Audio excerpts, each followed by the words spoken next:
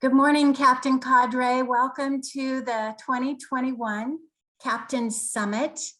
We get to spend the whole day with you today from 8:30 to 4. Cheers to 9 years of Captain. So if you want to take yourself off mute now and clap for ourselves that we've had an amazing 9 years, really making a difference in the lives of educators and individuals with autism. I'm Ann England, and I am the co-coordinator of Captain. And I'm Patty Shutter, co-coordinator of Captain, and we're just thrilled to see you all virtually again this year, and are looking forward to an amazing day. So the theme of our summit, our leadership team actually spent a lot of time discussing this and realized that we need to connect and reconnect. And we've had an interesting past 20 months as we've all experienced in a shared pandemic. But we want to connect and reconnect with you today. So we hope that you're centered, that you're present, and that you're excited to be here, because we have some really great things available for you today to help you, after it's all over, to go out and implement evidence-based practices for individuals with autism. So first, let's get down to some business. So we want you to rename your Zoom with your first name and your last name and your Captain region. This helps us keep track of you, for those of you especially who've signed up for CEUs, but it also gives a way for all of us to see our network, our community of practice in the state of California, so that you can kind of scroll through the pages and see who you know and where they're from. We appreciate if you keep your cameras on and that you mute yourself unless there's an opportunity that we want you to clap or to speak. For sure, be present and engaged, listen deeply, and for the most part, just enjoy today that you've carved out a way that you can have fun. In the chat, we're going to put the link to the Summit website. We were fortunate enough with our SELPA Content Lead funds to be able to pay for some digital support, and so we do have that website. And we also have another special location with the link to the Summit materials. So we have different ways for you to access the information that you'll need for today. Now, if you find yourself going, wait, what? Where is everything? We have some ways for you to be supported. You can always send an email to captain@marinschools.org, and Tana and Gavin will be monitoring that. And I just wanted to take a minute to thank them. They are the most amazing research and support team that supports Captain, and everything that you see happen today couldn't have happened without Gavin and Tana. And so just want to say thank you so much to them. Now, because we have this new fancy Summit website, they have someone available all through the day to help you using this widget that they've created. And so you would go to that Summit website, which is in the chat. And at the bottom right, you can see that big blue arrow. It says, "How can we assist you?" And you would just simply send an email message through that, and they'll get right back to you. And so if you go, "I can't find the handouts for this," or "I don't know what my Zoom link is for, tomorrow, for later today," all that is going to be answered immediately. So remember, you can go to the Summit website, you can use the widget, or you can send an email. We want you to not feel like you're not able to participate. So what are we going to do today? We love the evidence-based practice of visual supports, and this is our schedule. So from 8:30 to 10, we're going to have our welcome and a keynote for you. Then we're going to take a little break, and then we're going to have the year in review and hot topics. And then you're going to have lunch break. And you see the two little wins there, just like we always do. We have some amazing raffle prizes for you. In the afternoon, after lunch, we're going to have our Job Alike breakouts, and that's a different link. And we're going to support you in getting to where you need to go with your Job Alike, whether you're with regional centers or family support or higher ed or the schools. And then we're going to take another little break, and then you're going to go to your regional planning breakouts, again, That's another Zoom link. And so we're going to coach you and guide you to make sure you get to where you need to be. And don't forget, you can send an email to Captain or use that widget if you need support at any one of these transitions. We know transitions are hard for all of us, right? And then that's the end of the summit. So Patty's going to go over CEUs. So we are pleased once again to be able to offer continuing education and professional learning credits for speech pathologists, for BCBAs, and for licensed psychologists. We are able to offer you guys 4 professional learning credits for your participation today. But because this is a Zoom-based event, the way that we keep track of attendance and participation is by you being logged on and having your camera on and having your name named the same way as when you signed up for the unit. So just double check really quickly, make sure that the name that you have on your screen matches your name as you signed up for the units. So if you're on your kid's Zoom account or your husband's Zoom account, just quickly double check that to make sure that that is consistent.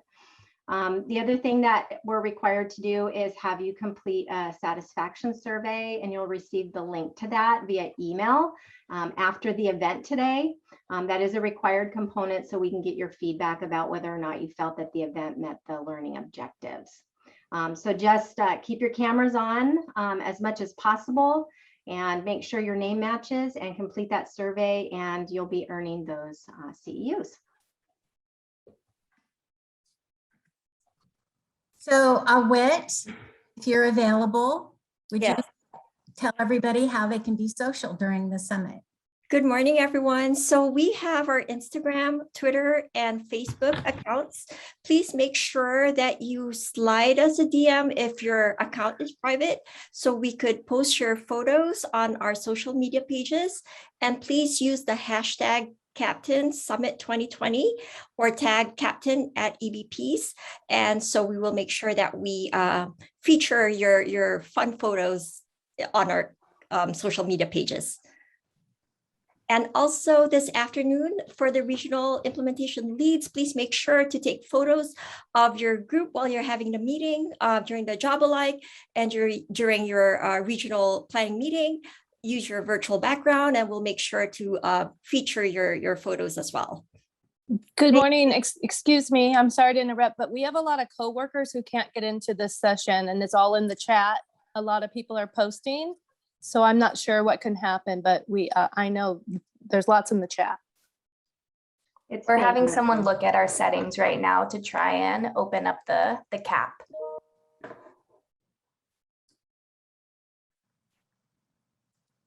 Okay, good thing we have this recorded. Patty, do you want to go ahead and tell us about a few changes that will be happening this afternoon at the regional planning meetings? Yeah, so many of you are familiar with and have seen the graphic on the left-hand side. It's a description of how Captain is organized. You are all a part of the statewide network of Cadre. And in addition to being a part of the statewide network of Cadre, you're all a part of one of the 17 regional networks that we have organized around the state of California. In addition to being part of your regional network, you also are part of a job alike group. And so many of you may not know this, but the regional center Cadre actually meet outside of the regional teams and outside of this summit every year on a quarterly basis to collaborate and coordinate. Our family support Cadre do the same, and the leadership team helps to organize those job alike meetings that are happening. We also, new this year, have begun to recruit representatives from higher education and educator prep. And we have kind of hand selected our first cadre of ed prep folks from universities from across the state. And in addition to being part of the 17 regions, they'll also be part of a job alike group.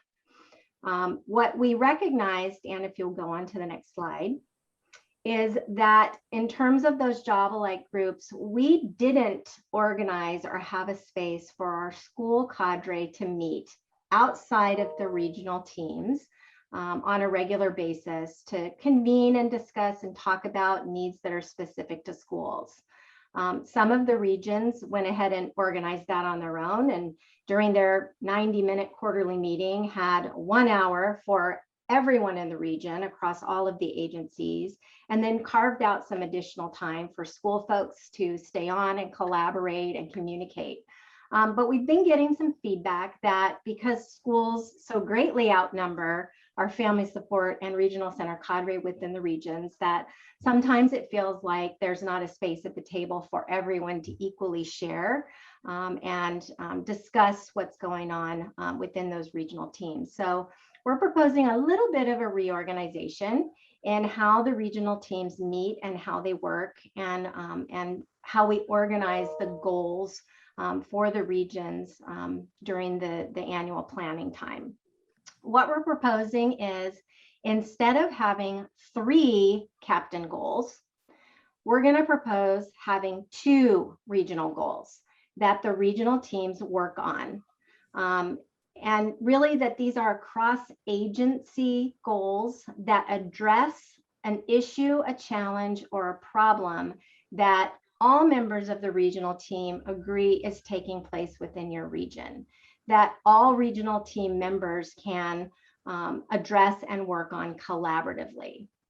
And so goal number 1 is going to be to collaborate to address a region-specific need, issue, or challenge that relates to individuals with autism within your region. And then goal number 2 for your regional plan is going to be a strategic dissemination goal. And everyone in the cadre has requirements around dissemination. So we're hoping that you can coordinate as a regional team around strategic dissemination to somehow get information to folks in need of that information as it relates to your regional challenge. So let me give you an example. A few years ago, one of our regions, I believe it was Central Valley Captain, identified a local need and challenge that the law enforcement within their area did not have much knowledge about autism.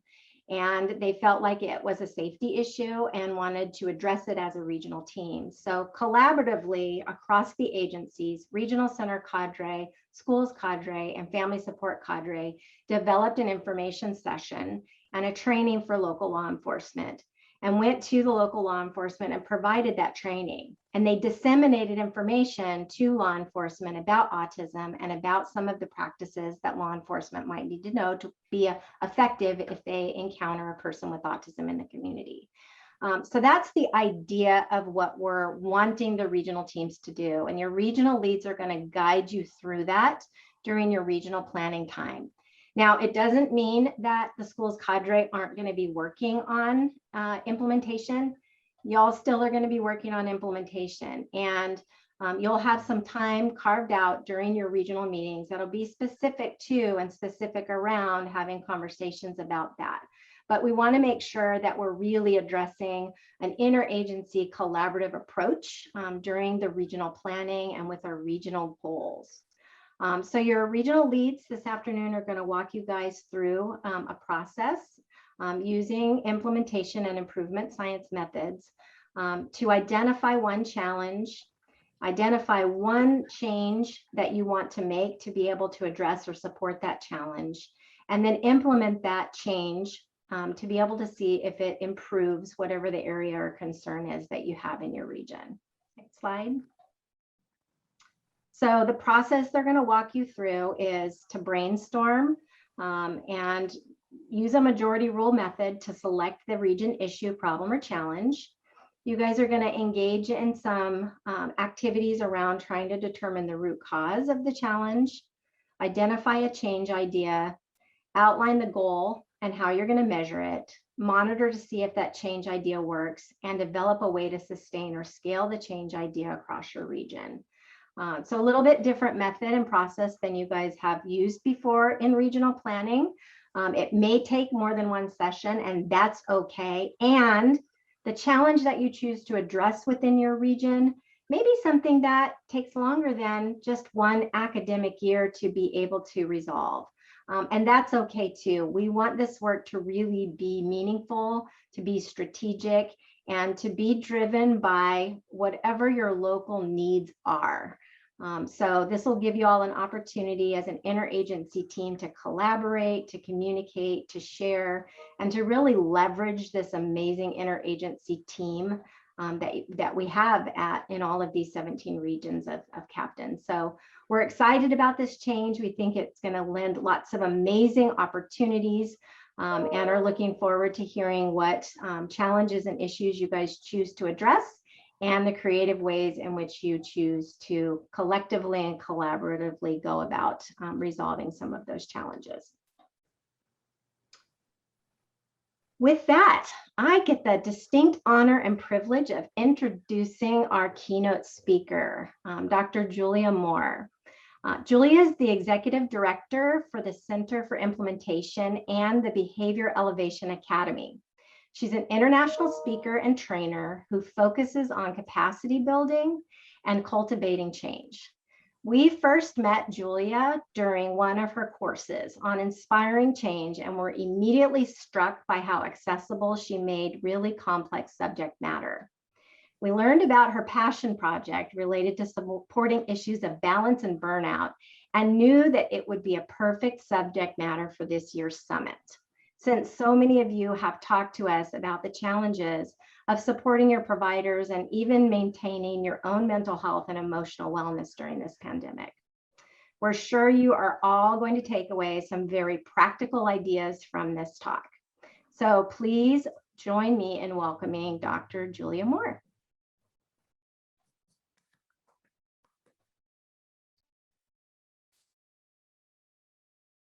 Wonderful. Thank you so much, Patty. I am so excited to be here and talk to everyone. A few flags. I know that there's still some comments about letting people in, and I think that they are working on letting more people back into the room. And so if someone needs to pause me to change something to make that happen in the middle of this, please just let me know. So we are going to talk a little bit about strategies for preventing and managing burnout today. I promise that we'll be super interactive, so lots of opportunities for you to interact as we go through this. And as Patty mentioned, I'm actually not, this is not my specialty area. I'm an implementation scientist, so I teach people how to change behavior. And if you're in some of the cadre, we'll be doing a session with us later today. But for 3 years, I have had this passion project on the side of my desk about how to prevent and manage burnout.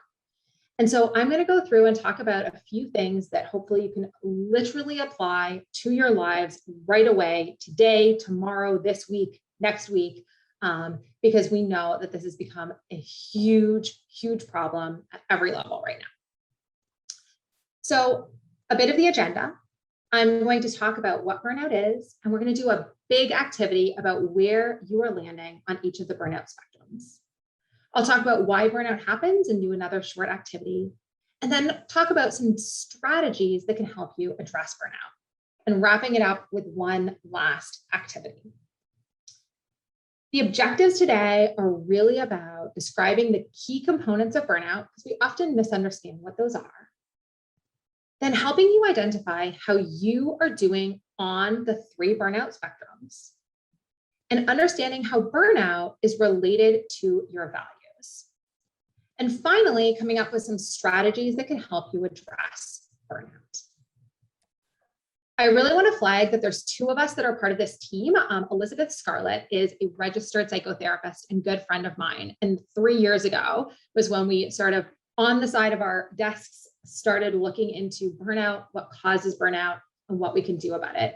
Because she reached a point of burnout to the point that she actually had to ultimately take several weeks off of her job. And as a therapist, she sort of felt the irony of being a therapist and needing to take time off to deal with her own burnout. And so we really dug in to understand like what's happening here and what can we do differently to change things. So let's start by talking about what is burnout. So burnout is a work work-related phenomenon. So it's really described as this work-related phenomenon. But as the pandemic has happened, there's an increasing recognition that it really involves work, the rest of our lives, and how those are all integrated together. Burnout is not one single thing. And I'm going to talk about how burnout can actually exist along 3 different spectrums, which can be really, really helpful in unpacking what's really going on. Often the thing we think about when we think about burnout is this feeling of, I have no energy left, this feeling of all of our energy being sucked away. And we're going to unpack how that's part of it, but not the only thing happening. And interestingly, burnout is actually really about our underlying values and whether or not our days are filled with activities that align with those underlying values. We're going to talk a little bit about values and why that's happening and what we can do about it. There are a few misconceptions about burnout that I think are really important to flag up front.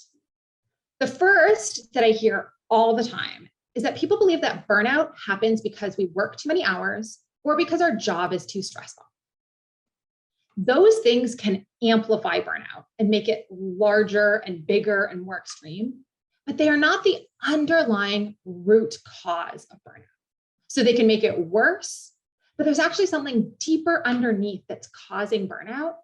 And when we can tap into that and address it, it can set us up to really prevent it and overcome it. And I definitely want to flag that burnout is not a personal quality. This is something that can happen to anyone. And in fact, literally, Elizabeth and I have been doing this for 3 years. And even though we know all of this information, we still continuously experience moments where we start experiencing burnout. And so I want to be 100% honest. This is not a cure. There's not a one way to prevent this from happening ever again. This is an ongoing experience that many people will have repeatedly throughout their lives. But when we know the signs and symptoms that's happening and ways to address it, we can transform what happens as we start walking down that path towards burnout. Finally, I want to flag the big kind of elephant in the room related to burnout. There's a lot of questions people ask about whether burnout is really a personal issue or a systemic issue. And the reality is that many of our systems today are set up to increase the likelihood of burnout. And so we are living in a world that sometimes makes it more and more likely that we are going to experience burnout. And so 3 years ago, when Elizabeth started experiencing burnout, it felt like everyone was focusing on how can we change the system? But she said, while I want to change the system, I also want to figure out how I can wake up every morning and go to work and take care of my kids and like be a person. And so we sometimes need to learn how to function inside the system that currently exists, while also thinking about how can we ultimately change that system to make it better. And so really, burnout involves thinking about both this personal issue and a systemic issue. And we have spent the last 3 years really focusing on what can we do in order to help prevent and overcome burnout, and then work on the systemic issues once we are in a good place. So we're going to focus today on things that you can do that you have control over. The last thing I want to say before I jump into all of the burnout spectrum is flag this kind of Albert Einstein quote that I think is really helpful in thinking about burnout. A lot of people who are thinking about burnout want to jump into solutions really quickly. But I'm going to first spend a lot of time delving into what burnout really is, because when we understand why it's happening, it sets us up completely differently into how we're going to deal with it. So with that being said, I'm going to share with you that burnout isn't this one single thing. It is really something that exists along 3 different spectrums. First, we have the energy to exhaustion spectrum. So you can feel somewhere in between energy and exhaustion. We have the involvement to cynicism spectrum, and feeling productive to feeling unproductive. I'm going to go in and describe what each of these look like, and then we're going to go through an activity where you are going to kind of annotate on the screen how you feel along each of these different spectrums, completely anonymously. And I also want to flag, it looks like the meeting capacity has just increased. So lots of people are joining. Welcome, welcome to all the new people who have just joined. We are talking about burnout. And I do want to flag that if you would like to see a transcription, you can select live transcript at the bottom of your screen. So burnout exists along these 3 spectrums. The first spectrum is the energy to exhaustion spectrum. This is typically what we think about when we think of burnout. This is the emotional element of burnout. The energy to exhaustion spectrum is often pretty easy to spot because we feel that overwhelming exhaustion or feeling drained. But it's also easier for us to ignore often. The second spectrum is the involvement to cynicism spectrum. On this spectrum, this is when we start feeling disconnected or negative about things. This is a more mental element of burnout. This is one that we're often not great at noticing in ourselves, but might be something that we notice in other people or they might even notice in us. So when we start becoming a little bit cynical about work and other things happening. And I'll give you examples in just a couple moments when we go through an activity together. The third spectrum is about feeling productive to feeling unproductive. I want to emphasize the word feeling here because this isn't about actual productivity. This is about whether we are feeling productive. Often I experience a lot of burnout on this spectrum. It's kind of my most common of the 3 spectrums. And often I start feeling unproductive even when I'm actually very, very productive, but I don't feel that way. This is the behavioral element of burnout. It is the hardest to recognize and understand because we often don't attribute it to burnout. We think that this is just what is happening in our lives.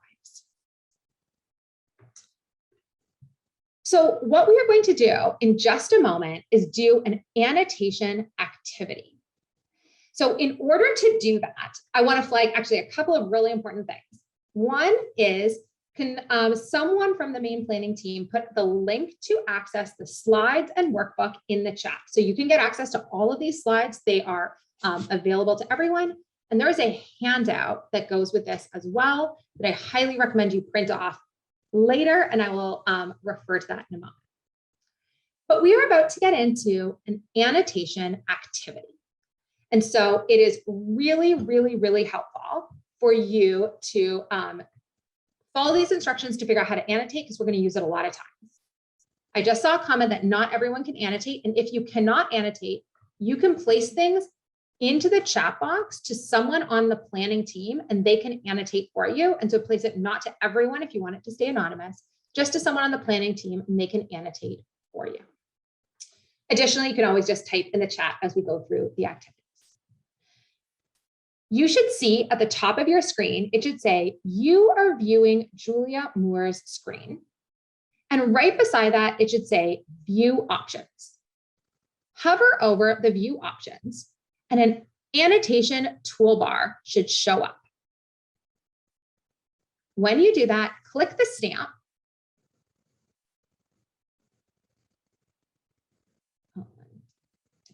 When you do that, click the stamp. Perfect. I see stamp starting. So click on the stamp and start stamping on the screen.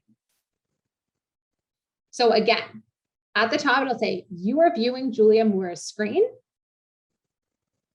Click view options. A toolbar shows up and pick a stamp. We're going to do lots of annotation. When we are not annotating, if possible, please try not to annotate on the screen since it can be distracting. So I'll give you 10 more seconds. And I know that not everyone has annotate. And so again, if you don't, just type it into the chat box, private message to someone on the planning team to see that. So I'm going to clear all these annotations. So if everyone can stop annotating, pause annotating, clear all.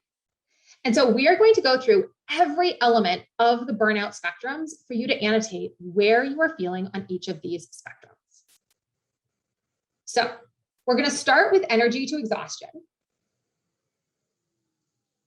And there are 5 comments for each of them. Number 1, I'm not just tired, I'm drained. So anonymously annotate, where are you feeling along this spectrum? I'm not just tired, I am drained.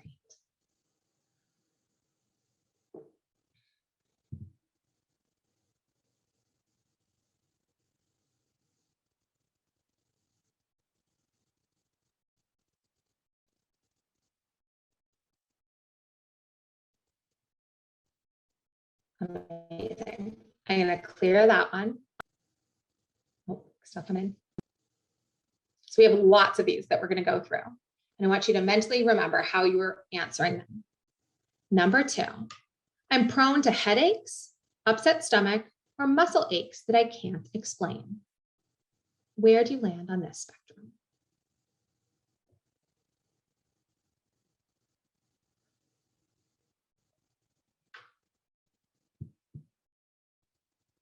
All right, so the last one, a lot of agrees and strongly agrees. This one's a little bit more evenly distributed. All right, 5 seconds, and then I'm going to clear it. Perfect. Number 3, I feel overwhelmed or like I can't keep up with my work. Where are you landing there?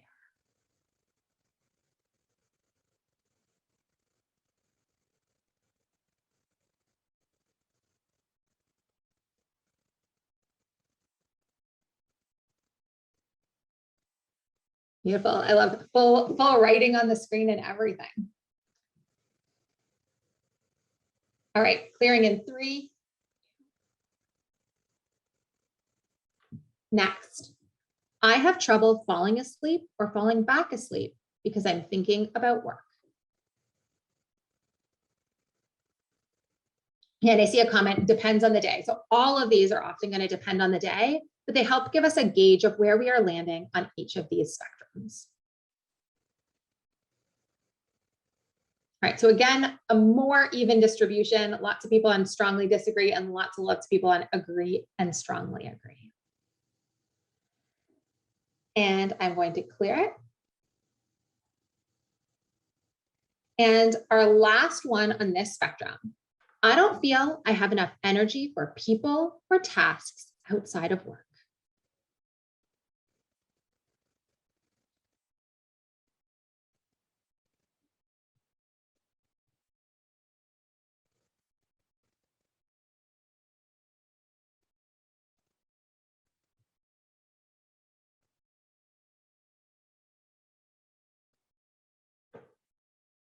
All right, so those were all of the ones on the energy to exhaustion spectrum.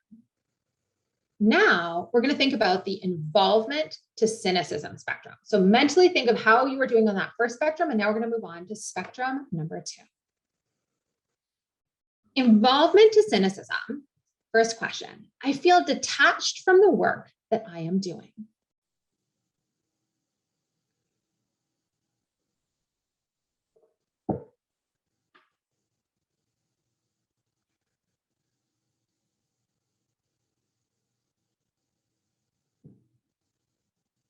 All right, so this is the first one that seems a little bit even, although potentially stronger on the strongly disagree end of things. So the disagree end for the first time.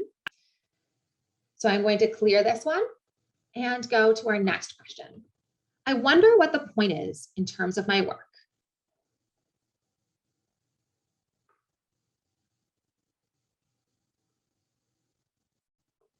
And again, this is on the involvement to cynicism spectrum.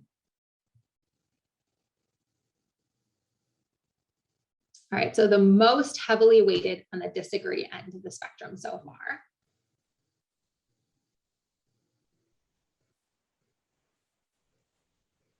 Next, I find myself angry or irritable with my colleagues, whether I show it or not.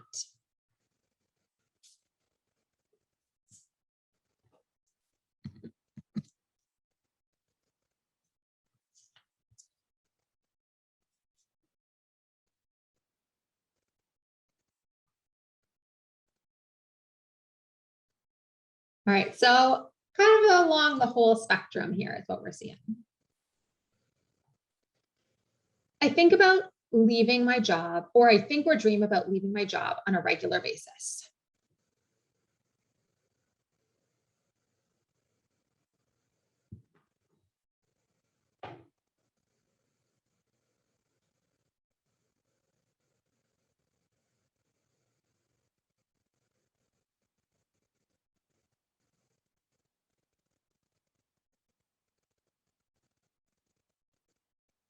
All right, and our next one, I'm gonna clear it. So both ends of the spectrum there. Our last one related to involvement and cynicism. I find myself becoming increasingly skeptical and unable to trust my colleagues. So a very classic symptom of cynicism.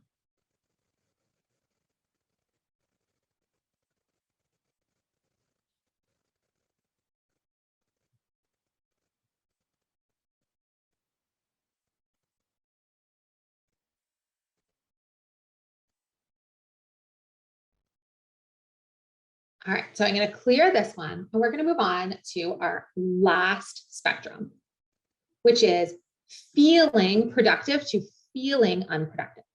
So these are questions that can help you think about, 5 questions that can help you think about whether or not where you're landing along this spectrum. Number 1, I feel unproductive even though I'm really busy.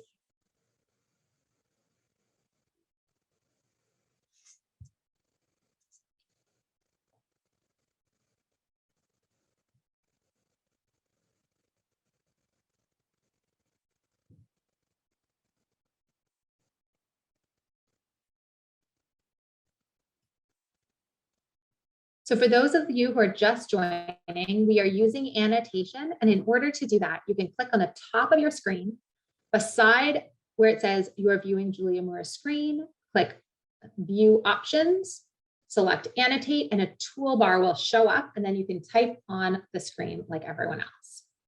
And if not, you can type in the chat box if you do not have the annotation option, which I know some people don't.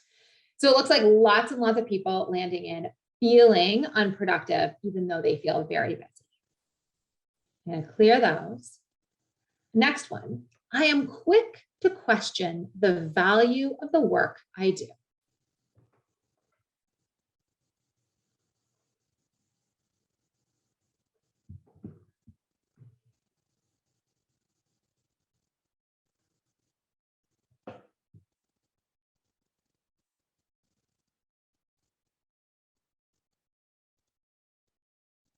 All right, pretty even distribution along this one. I'm going to clear it and go to our next one. I feel less appreciated at work than I have in the past.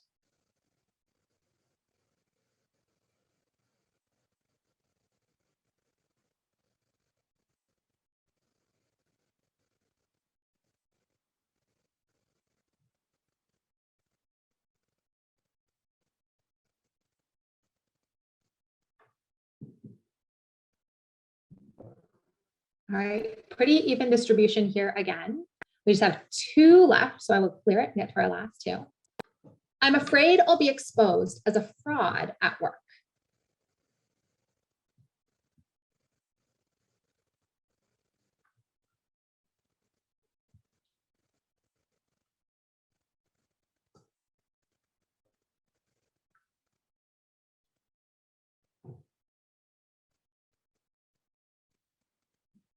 All right, so much more strongly disagree on this one than any of the other ones yet. And I will clear it for our very last one along these spectrums. I compare myself to others who do similar work, and I feel like I don't measure up.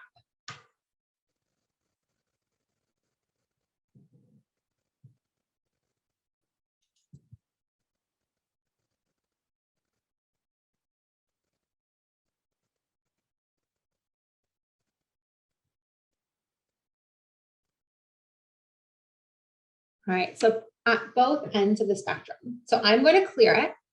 And now I have two kind of summary questions. So before I get there, I want you to think about, I'm going to ask you first, which of these three spectrums do you think is your biggest strength? So where were you doing the best? In other words, saying strongly disagree. And on which of these three spectrums did you feel like you were struggling the most? So which one were you saying strongly agree to a lot of statements? So which one you think is kind of your strength, and then which one is your biggest challenge at the moment? So I am going to clear this and go to our next one. So which of these three is your biggest strength? And then I'll ask challenge in just a second. Yes, and so for those of you who are not here at the beginning, the three spectrums are the energy to exhaustion spectrum, which is really about kind of, do you feel energized or do you feel drained? The second is the involvement to cynicism spectrum. This is where we start to feel kind of negative and cynical about what's happening. And the third one, oh, that says, sorry, efficacy to inefficacy, which is the official title, but it's really about feeling productive to feeling unproductive. So strengths are somewhat evenly distributed, maybe more feeling productive and more involvement and a little bit less energy exhaustion.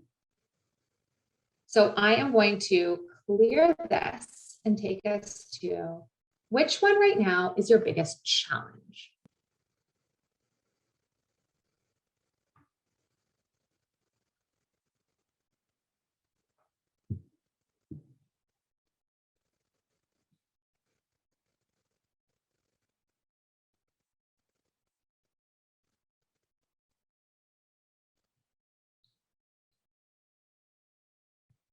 All right, so it looks like, yeah, so lots of people in the last one, some people have been saying between the first and the third. So what's so interesting about burnout is everyone's experience of burnout is a little bit different. You might experience burnout on one spectrum, you might experience burnout on two, or you might experience burnout on three spectrums. You probably also have spectrums that you're more likely to experience burnout on. So for example, for me, the first signs that I am starting to experience burnout are I start feeling unproductive, even though I am working very hard. So for me, that last spectrum is the first sign of burnout for me. And once it gets worse, then I start landing on that energy exhaustion spectrum and I start kind of feeling really drained. My colleague, Elizabeth Scarlett, who's kind of co-developer of Behavioral Elevation Academy and delved deeply into this, her very first aspect of burnout is she starts being cynical about things. That's the first sign that she is starting to experience burnout. And then she also goes to the energy exhaustion spectrum. And so everyone's experience of burnout looks a little bit different, but all of them are something that we need to understand, address, and ideally prevent, particularly as we start going down that pathway. And so by understanding where you are landing on the burnout spectrums and which ones you are struggling with, you're better equipped to pick the right strategies to directly address the experience of burnout that you are most likely to have. Because we aren't going to do the same things to address feeling unproductive as we will to address cynicism, for example. So this is kind of that baseline to tell us how are we doing so that we can then pick the right strategies to move forward. So I'm going to pause annotations. We'll disable it for a moment so that people don't annotate as I present a couple slides, but we are going to go into more activities in just a moment. So I want to talk really briefly about why burnout happens. So right at the beginning, I talked about how burnout is not actually caused by working too much. That can make it worse and amplify it, but that's not the root cause.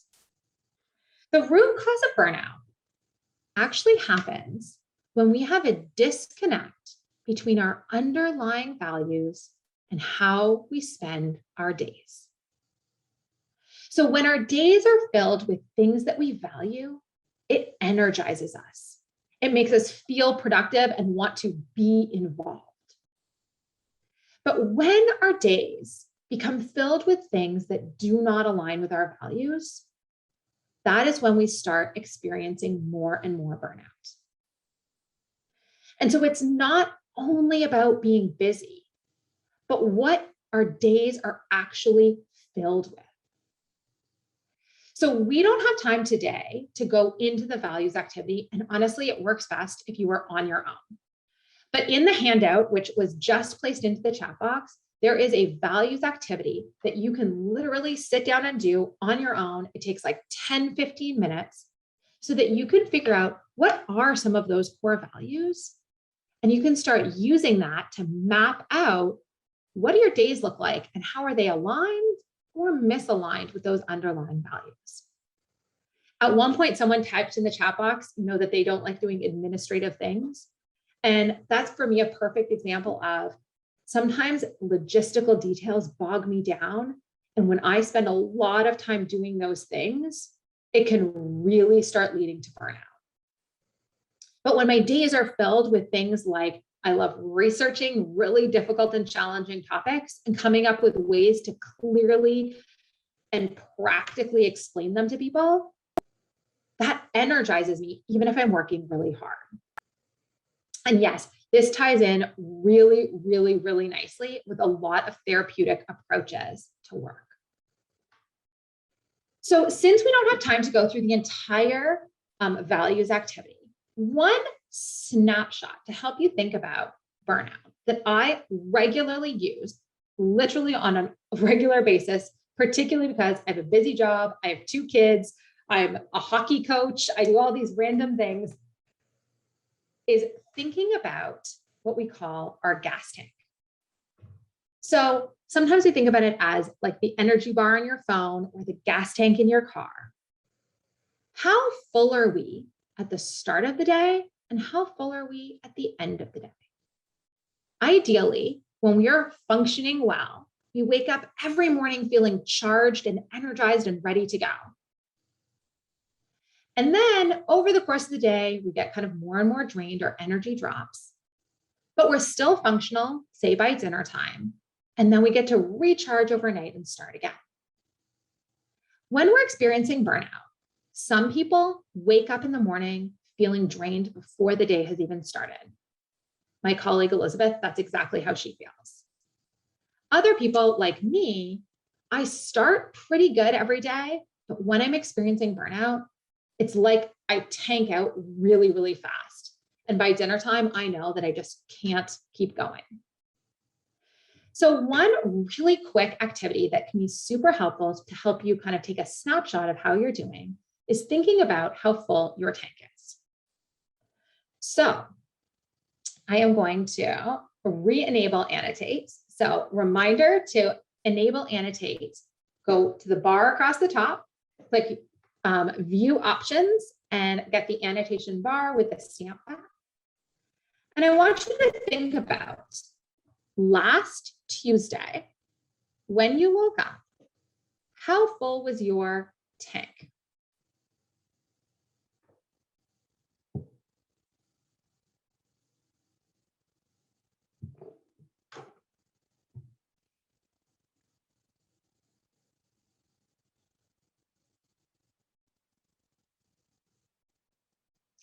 And someone said they can't remember last Tuesday when Elizabeth and I were preparing these. She said, I think that that's going to be the most common challenge is some people can't remember last Tuesday.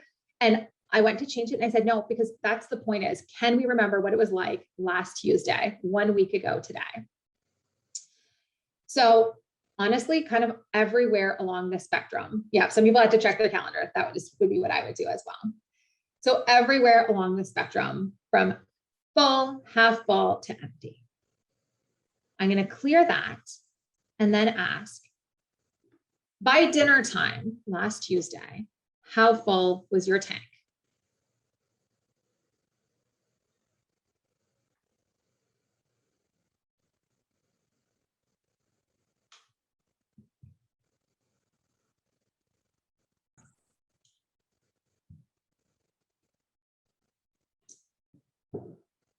And so, yeah, and so we know that people right now are experiencing burnout at higher rates than literally ever before.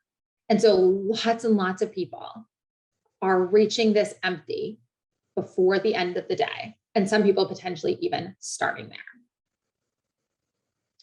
So let's get into talking about what are some of the things that you can do. Remembering again that burnout is both a systemic issue, but we have to learn to live within these structures today, right now, tomorrow. You have to go to work and figure out how to live. So we're going to talk about what can you do that you have control over. And then once you're in a place that you can start thinking about changing some of the systems and structures, understanding what causes burnout can better equip us to make the right kinds of changes. Because lots of the things that I hear people doing, like, ooh, let's do a half day Friday once a month, are not actually getting to the root causes of burnout. So I'm going to disable annotation for a moment as I go through and talk about what are some of the things that we can do to prevent and address burnout. The first thing I really, really want to flag and emphasize is how important it is to figure out which of the three spectrums you are struggling with most. Because you really want to focus your energy, particularly if you are burnt out, on the parts of the spectrum that are going to have the greatest impact. So for example, if feeling productive to feeling unproductive is not a huge challenge for you, don't spend time working on that spectrum. Work on spectrums where you are struggling the most. And that is why it is so, so helpful to first understand where you land on each of those spectrums. So I am giving you a snapshot. In fact, for each of the spectrums, I have two different kinds of activities that you can do. But there are many, many more activities you can do. But I want to start so that you have two practical strategies for every single spectrum. Then we'll have a little activity and an open Q&A. So if you're experiencing burnout along the energy to exhaustion spectrum, which was the #1 spectrum that people seem to be struggling with right now, I find a personal energy exhaustion map to be really, really helpful. You can do this in a lot of different ways. But the key question is asking yourself, what things are you doing that bring you energy? What things are you doing that deplete your energy? And what requires an energy investment, but might actually be worth it, even though you might invest energy, but it's also simultaneously worth it to do that. So for me, there are lots of things that bring me energy. I personally love doing kind of quiet, alone thinking time. Actually brings me energy during my workday. So if I have time to like read and think deeply and solve problems, that energizes me. Dealing with kind of bureaucracy and logistical things really depletes my energy. And the more time I personally spend on those, the more likely I am to start kind of feeling a lot of exhaustion.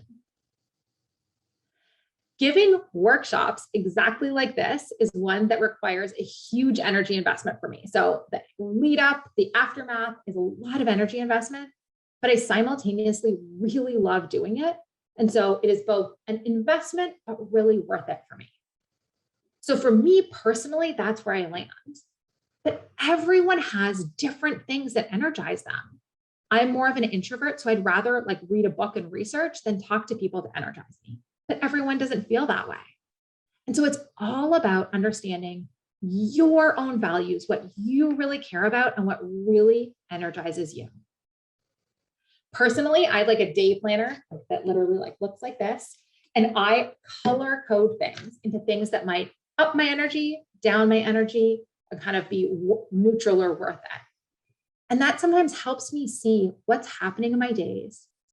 While we don't have control over all of the things, when you know that, it can also help you sometimes get through the things that are draining faster, or if possible, move them around so that they don't drain you as much. We can't ever really get rid of them all, but at least we can kind of approach them differently. So that's a big picture idea.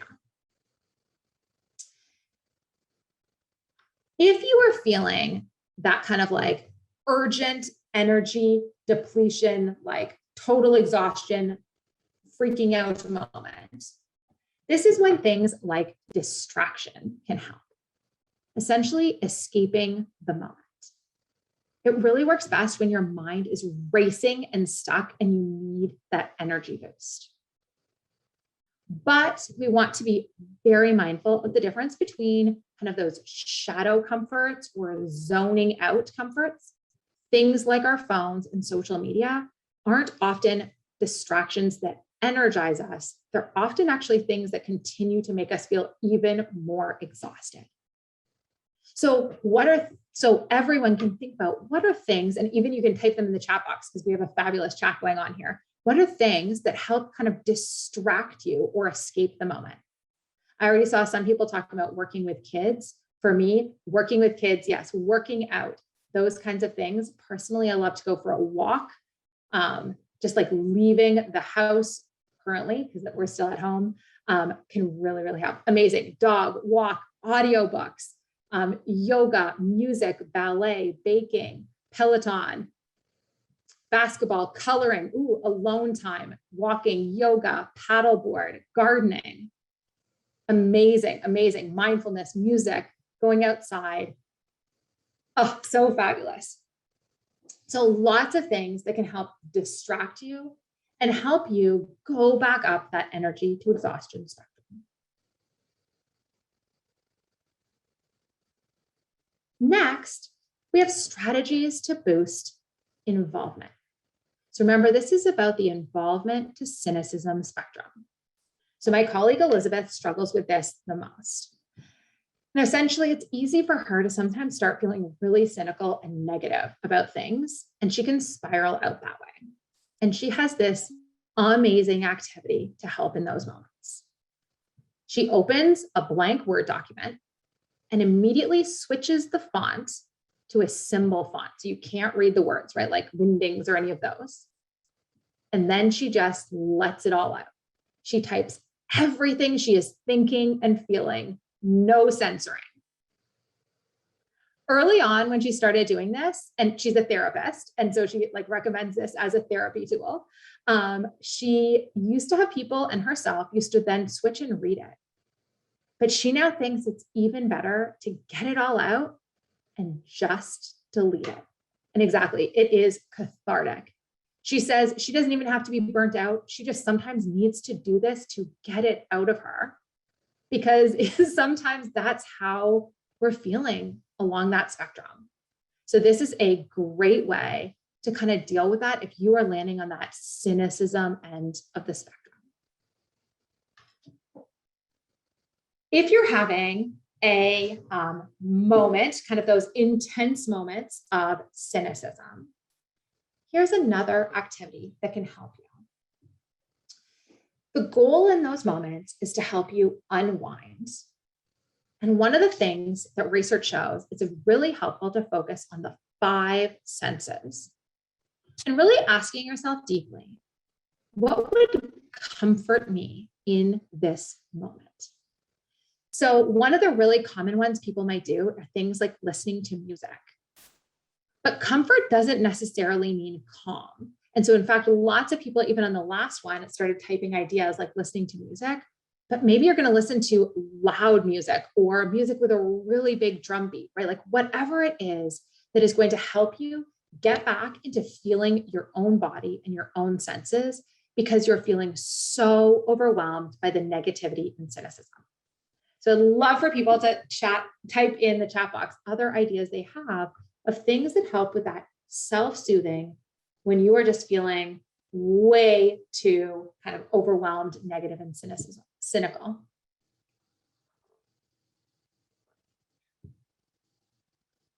Walking, music, art, knitting, yoga, walking, hiking, loud music, walking the dogs, art, piano, talking to friends, running, pound class, screaming, fishing, walking, crochet, guitar, going to the park. Oh, my husband would pick guitar as his for this for sure. Watching TV, cooking, singing, loud music, lots of music, humor, excellent. So lots playing with the dog. So some amazing, amazing ideas here. Yeah, dance party with the kids, perfect example of the things we can do.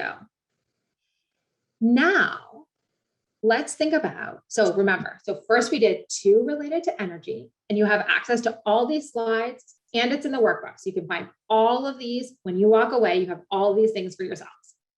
Now we did 2 related to involvement and cynicism. Finally, we'll talk about feeling productive to feeling unproductive. So this is my go-to spectrum. This is where I experience burnout kind of first. And the tool that has helped me the most is turning what if into even if. So one of the things that's really common when we start experiencing burnout on this spectrum is we start entering what I think of as the anxiety spiral, right? So we start like kind of thinking like, oh, what if this happens? And what if that happens? And what if this happens? And what if this happens?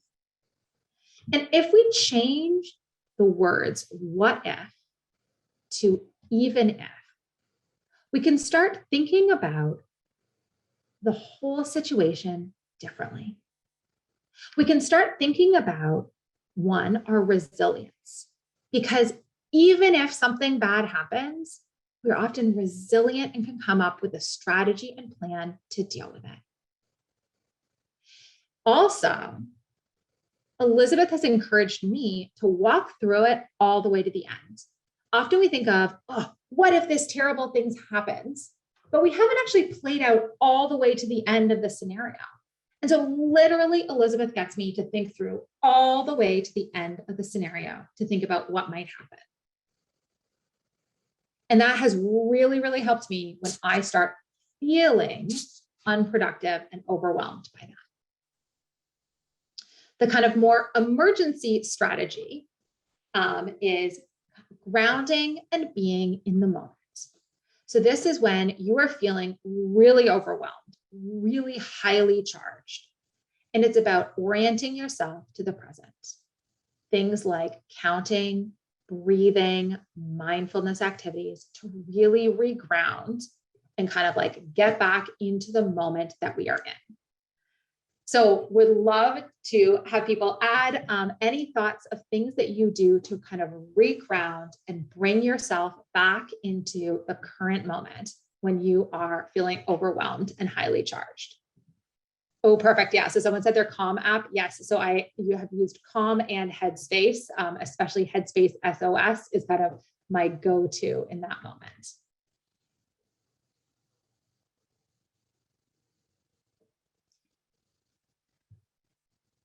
So given all of these different things, we talked about a huge amount of stuff today. It can be really helpful when we learn a lot of new information to think about one single thing that we can do tomorrow. So thinking about everything we just talked about, what is one single thing that you could do tomorrow to help you prevent or address burnout that you might be experiencing? So literally you can type in the chat box, what is one single thing that you could do tomorrow?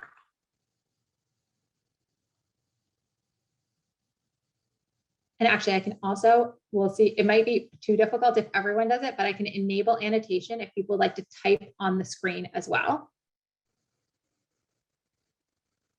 Oh, chat is disabled.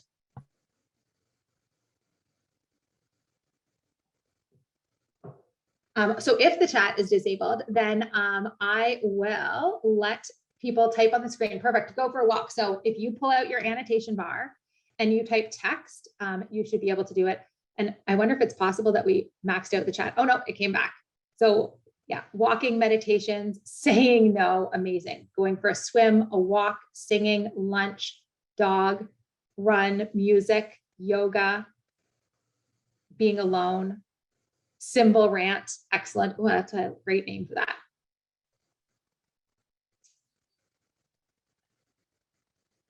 Ooh, decorating for Christmas, working out, taking a walk, reminding myself of my values. Amazing. Call my parents, go outside, laugh with the team. Elizabeth talks a lot about the value of humor and laughter.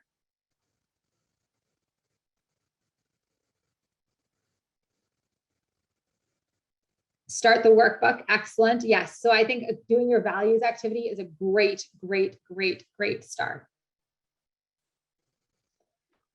So with that, I am going to clear these annotations. I am going to just flag that if you want to learn more about us, this is kind of our side project, but this is where we have lots of resources, a kind of free mini course. You can email us and connect with us. Where is the workbook? We'll show a link to the workbook. Maybe Anne could place that back in the chat again. It is with all of the different resources. It's called Keynote Handout. And so you can get access to that. And with that, we have 9 minutes left. Perfect, to do Q&A. So I am actually going to stop sharing. Hold on. I'm going to stop sharing. First, I have a hand up from, I cannot see for some reason who has their hand up. But if you have your hand up, come off of mute and come and ask a question. Good morning. My name's Malika. And I really appreciate your presentation. It was really nice. My question, though, is in terms of strategies, because again, what I'm finding working at the SELPA and going into sites is that teachers specifically, but even administrators, they don't have the space to take on these practices, right? So my question, I guess, is more so of like when you're talking about changing behavior, what are things that we can provide that would actually allow for people to begin to look at how they can incorporate this when it's most needed? Like, for example, being open to taking on things that we're going to be teaching about captain, right? Like if people aren't taking lunches and aren't going to the bathroom, and yeah, it's wonderful to take naps and all these things, like once you get home, if they are able to do that, but if they're literally in the moment, not in a space to receive any of it, like what are strategies that we can provide or ways that we can support them so that they can actually hear what we have to offer? Amazing question, Malika. So I think a couple things. So one is, the answer is, we are not always in a position to fully change what is happening with people. And right now, people are experiencing burnout, right, on epic levels that we have never seen before. And so I think that a few things that I would do, that I do currently in my work. One is, when I walk into a situation and I realize that people are experiencing burnout, I personally like to think about, okay, where are they on these 3 spectrums, and like which things are happening for them, right? Like, is this an exhaustion problem? Is this a cynicism problem? Is this feeling unproductive? And then saying, okay, maybe I can approach this conversation a little bit differently based on what I have kind of self-assessed in this situation. You may or may not be right, but it can kind of show up with that openness of, ooh, maybe right now I'm going to approach this in this different way and think about where is their mindset. When people feel, oh, so that's my first thing. The second thing I would do is, honestly, this is my secret trick related to empathy. So empathy is about being able to show that we know somebody else's perspective, whether we agree with it or not. And did you know that if we express not 1, but 3 empathy statements back to back to back, people's cortisol levels drop to the point that they are open to even hearing what people have to say? So if you show up in a classroom and someone is so overwhelmed that they cannot hear you, the first thing I would do is I would listen, and then I would express 3 empathy statements back to back to back. And you can often literally see people's cortisol levels drop so that they can start hearing what it is that you have to say. So it is not an always solution because I think the problem you're talking about is huge, but those would be my first kind of thoughts. All right, I see the chat is very, very busy. And are there specific questions in the chat I should flag? Or are they just generally comments? And if anyone else has thoughts, please come, raise your hand and come off of mute.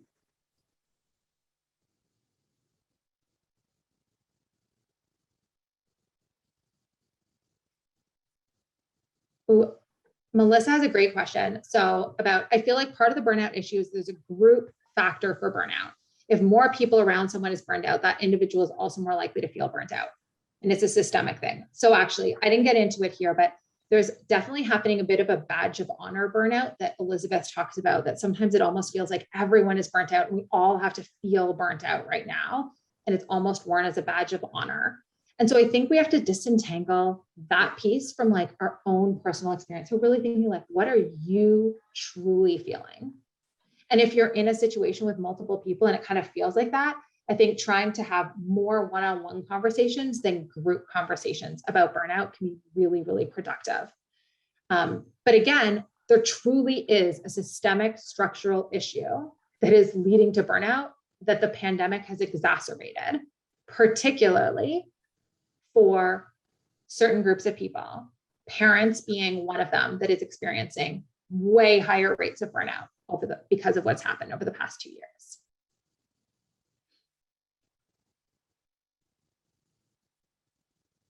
Other thoughts, questions, feedback, reflections? I'd like to say a little something, if that's okay. Yeah. I really, really, really enjoyed this presentation because as a program specialist, I'm on burnout since day one of, we went back to school this year. I thought last year in COVID closure was hard.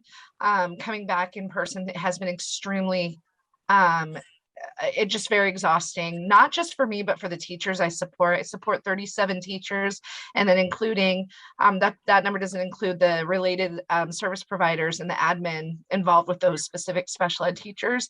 And the same problem that exists is not enough staff, not enough support staff. And I know it's statewide and I know it's countrywide. We don't have enough para support. We have parents wanting their kids tested because they feel that they are now disabled at some point when really there was some learning loss, unfortunately, because of being home. So these strategies, like I'm taking them personally to heart because I was a teacher for 15 years and I hit burnout at least on 4 different occasions where I literally wanted to walk off my job. As a program specialist, I thrive on supporting the teachers, and I hit burnout on week 2. And I couldn't take a non-work day because my schedule just kept getting filled with supporting and supporting and supporting. And it kills me because if I'm feeling it and I'm not in the classroom, I feel for those teachers. And if they're not being effective because they're exhausted, their kiddos are going to experience it, even if they don't mean to.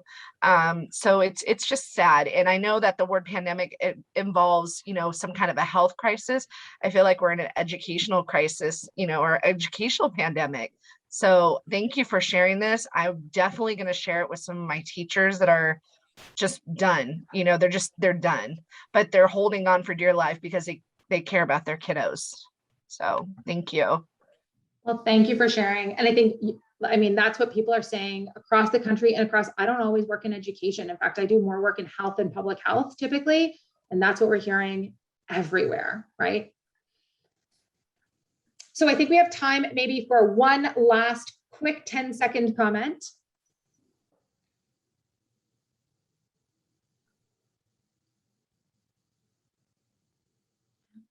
So with that, I think I hand it back to Anne. I want to say an enormous thank you for everyone's participation today in annotation. I never know if it's going to work, especially with 400 people. So thank you for your honesty and for your openness and vulnerability and sharing all of those things, because I know this is a hard topic. So thank you so much. Good luck with next steps. Julia, we can't thank you enough. You provided us a presentation last year, and in our chat then it said this is the best presenter and training that I have ever been to, ever, ever, ever. And it was like unanimous, the chat was blowing up. And I think today, I don't know how you keep outdoing yourself, but you really are amazing. Your message was perfect and relevant. And if everybody wants to come off mute and do a little audible clap for Julia. Because we're Yay! so Great presentation. Thank you. Awesome. yes, No very pictures are good. working Thank on you. Zoom. And the school, this is all recorded, and the school's Job Alike breakout this afternoon will have a presentation with Julia and her colleague Sobiak Khan. And again, all of this will be recorded. So thank you again, Julia, so very much. And I think on behalf of our planning team, we want to sincerely apologize for our little rough start. We appreciate your tenacity and your perseverance at hanging in there. And thank you for our team back at the office who were figuring out how to fix the cap from 300 to 500. So thank you, everybody. We appreciate, hope your resilience. And if you want to take a deep breath, you're here now. This is recorded. You can catch up on the beginning information as well. So thank you, thank you, thank you, Captain Cadre. And so now I want to turn this over to Heather Moran because we have a reinforcer for you. We're going to go ahead and get started on this. Heather, do you want to talk a little bit about this and then just tell me when to click the spin? Sure. Yeah. So we have a spin again. We're going to do this one more time today. And we got some donations from the Captain leadership team. So for our first spin, we're going to do 3 different spins. And as you can see by the visual support, we've got a few different prizes. So the first spin is for the $10 Starbucks card.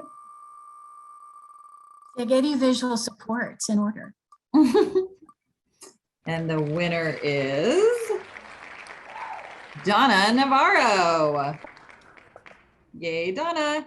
That'll come in your email in just a few minutes or by today. And next we have a $20 Starbucks card for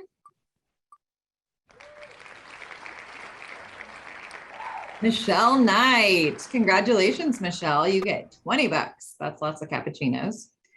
And then our last one is a $25 Amazon card to anything your little heart would desire for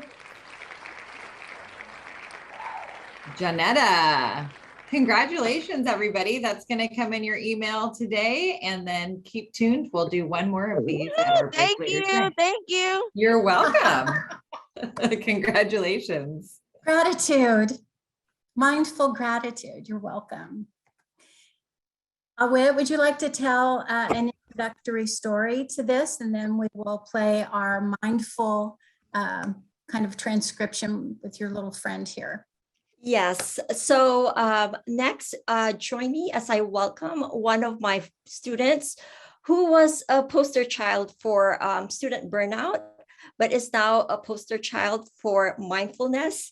He will guide us through the box breathing method used by the Navy SEALs, but in a more child-friendly format.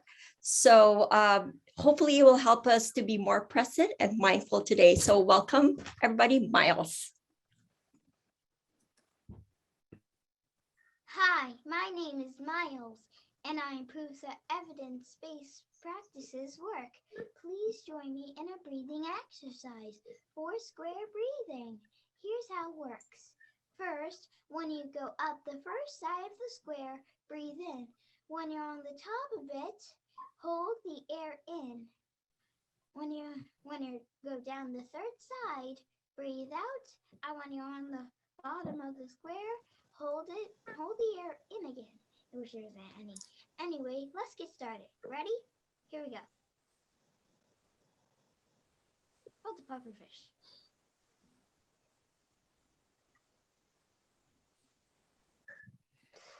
There's a pufferfish. Go ahead. Oh.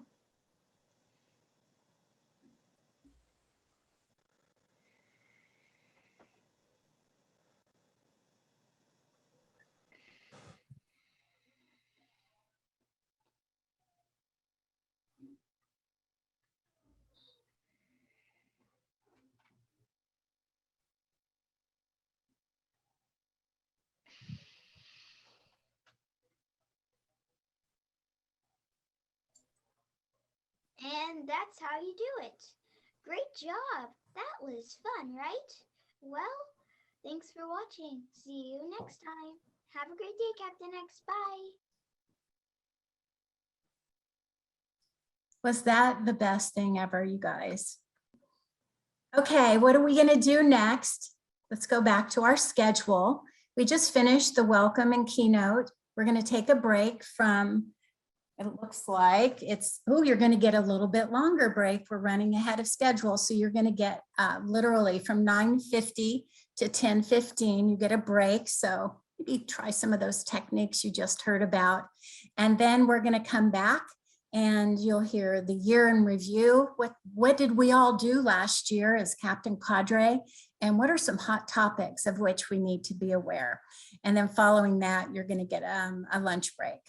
So we'll see you back here at 10:15. Oh, good. Welcome. It's 10:15 and we're back from our extra long break. And we are very, very pleased to bring you the year in review information and the hot topics. So, there we go. Just to put us on the same page about what our captain vision is, and you all who are veterans know this, and our boot camp, kind of graduates from yesterday heard this. But, our vision really is to establish the statewide training and technical assistance network. Really, all of you, all 417 of you, Captain Cadre, for the 2021-22 school year. And it's inclusive of our agencies who work collaboratively, our regional centers, our family support agencies, our schools, and our higher ed. Because in the bottom line is our vision is that individuals with autism spectrum disorder and their families can really benefit from these research-based practices. So our mission and our goals came from our work on the Legislative Blue Ribbon Commission and the Superintendent of Public Instruction for California's Autism Advisory Committee. And we want to really increase knowledge about evidence-based practices. I know many of you, when you go out there and you do your required training, what are EBPs for autism? And you say, raise your hand if you've heard about those. And not everybody raises their hand. So I don't think we'll ever be done with this particular mission and this goal. Everyone just needs to learn about these, and we need to do it systematically, and all of us together. We need to increase our implementation and fidelity of these evidence-based practices. We need to make sure our families know to expect that the research tells us that these evidence-based practices need to be implemented in the way the research said it was effective. And we all know that we have those implementation checklists that support us in doing that work. And then our third goal or our mission is to really increase our interagency collaborations, with our regional centers, our family support agencies, higher ed, and the schools. And it doesn't mean that we just have, separate entities that are all out there doing the work. But we know that together, if we have common goals and projects, as Patty talked about earlier at the very beginning, that we're working together, we can have more of an impact and outcome. These are all of our really close partners across California. You're familiar with all of those, but it's important for us all to be on the same page about these evidence-based practices and the incredible work that you all are out there doing so that we're all on the same page. And you're going to be hearing from our leadership team who represent each one of these today. We've gone over the organization of Captain. We did it yesterday with boot camp, but you can't hear it too many times. We want to just remind you that we are a statewide network of Captain Cadre. There's now 417 of us. We have this leadership team of about 42, all representing these entities of our partners, the regional centers, the schools, the family support agencies, and the higher ed prep. We want to make sure our educators and our secondary teacher prep really understand these evidence-based practices for autism, and that they're teaching and preparing our educators for when they get into our schools and have their students with autism. When we go down here to our regional networks, these are our 17 Captain regions. We always say, how do you eat an elephant? And we say one bite at a time. And so in California, we divided the state into 17 Captain regions. And all of you are part of one of those regions. So why don't you take a minute just to remind yourself of which region and stick it in the chat.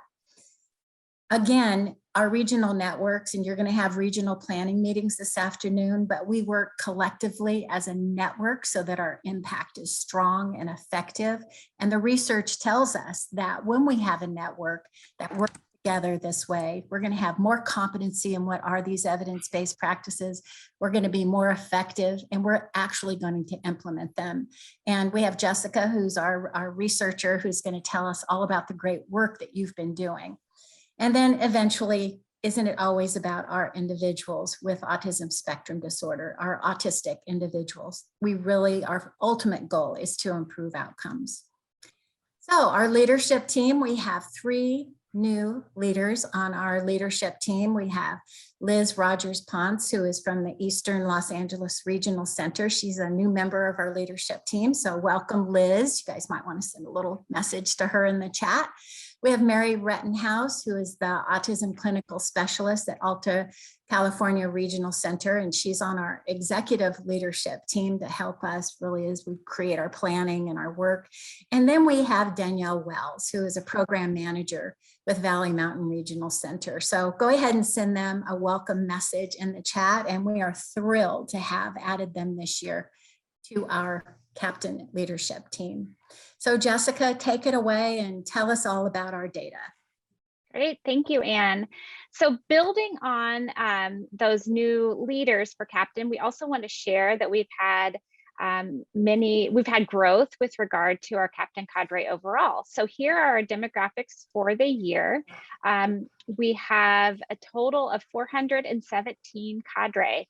And so that is a representation of our SELPA cadre, 333, our regional center representing cadre of 46 people, 31 cadre representing family support agencies, and 7 cadre members representing universities. And you can see down in the box below that we've had some specific increased representation across agencies. So 4 new universities are represented.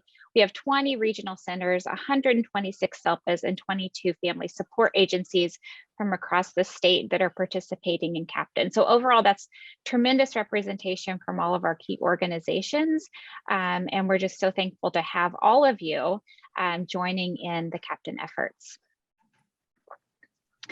Each year, we ask cadre members to complete an annual survey, and this allows us to gather information about activities that happened over the last year, but then also needs and areas for continuous improvement so that we can be responsive to those at the leadership level. So a few of the questions that we ask from all of our cadre, returning cadre, are around the activities that you provided in support of the Captain vision and mission. One of these is the completion or the provision of ASD or evidence-based practice awareness information sessions.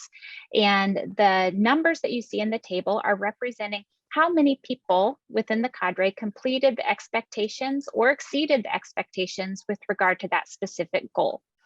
So you can see that we saw a little bit of a drop from the 2019-2020 year to the 2021, but still 80% of our cadre were able to complete or exceed the expectation with regard to that goal.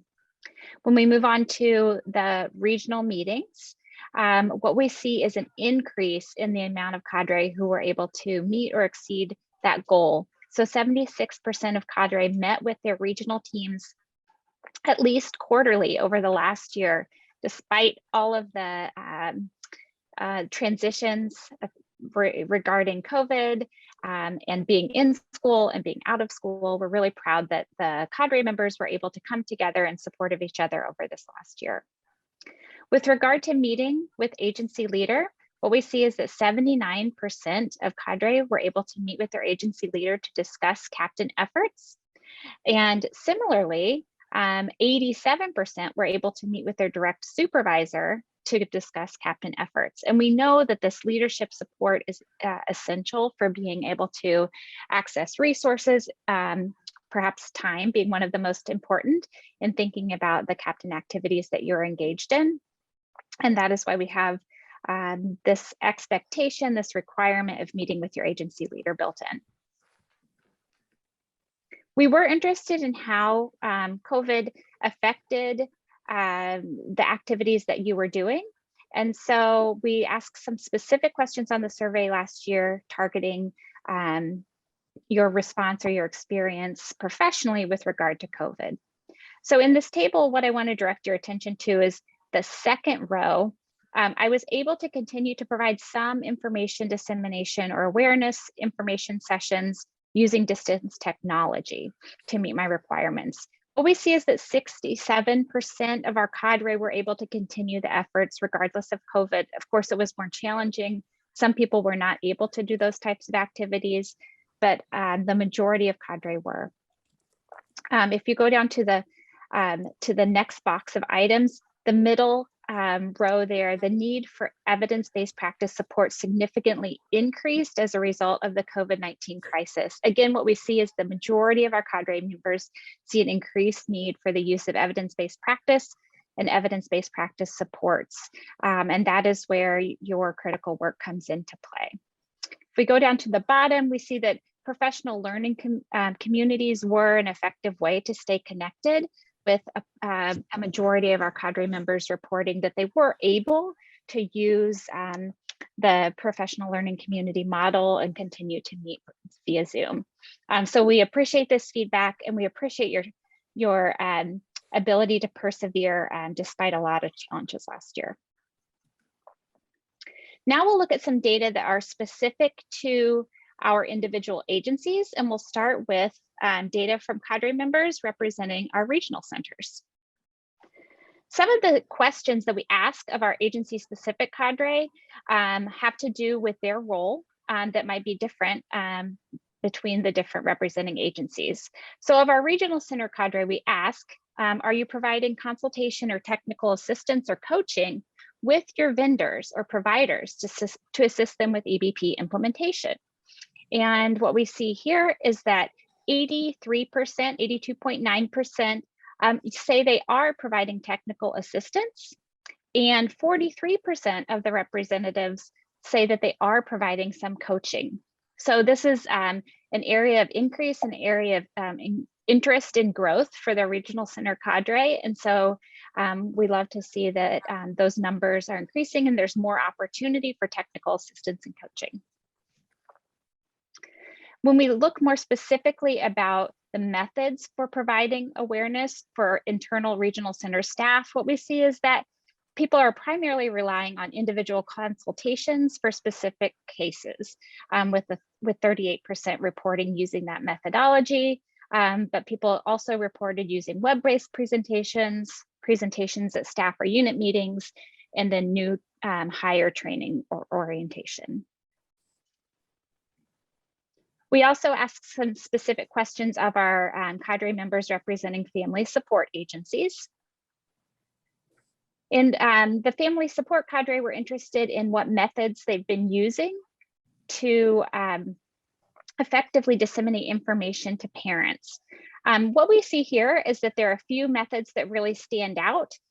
Sharing website links, posting on social media, and sharing information and resources with parent support groups are the primary methods that our family support cadre have been using to effectively outreach to parents.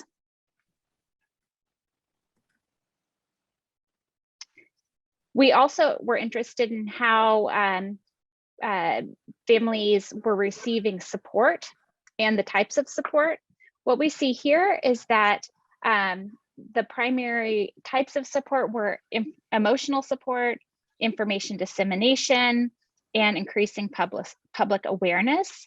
And these were some of the goals of the targeted outreach by our family support cadre. And now I will pass it to Patty to talk about the outcomes for our SELPA representing cadre members. Great, thank you, Jessica. Go ahead, Ann. So this graphic represents the different tiers or levels of support that Captain provides. And this is a new graphic. I don't think we had this actually developed last year, but we've found it to be a really effective way of communicating the different levels and types of supports that are available through Captain. That tier 1 are the universal supports. So these are resources and supports that are available to anyone for free, and the majority of them come through connection with our website and social media. Our targeted supports at that next tier or level are the work that you guys are all doing out there, doing the information dissemination, the targeted dissemination, the information sessions. And then our school cadres specifically are being asked to do EDP trainings and provide coaching to different providers, educational providers within the school districts.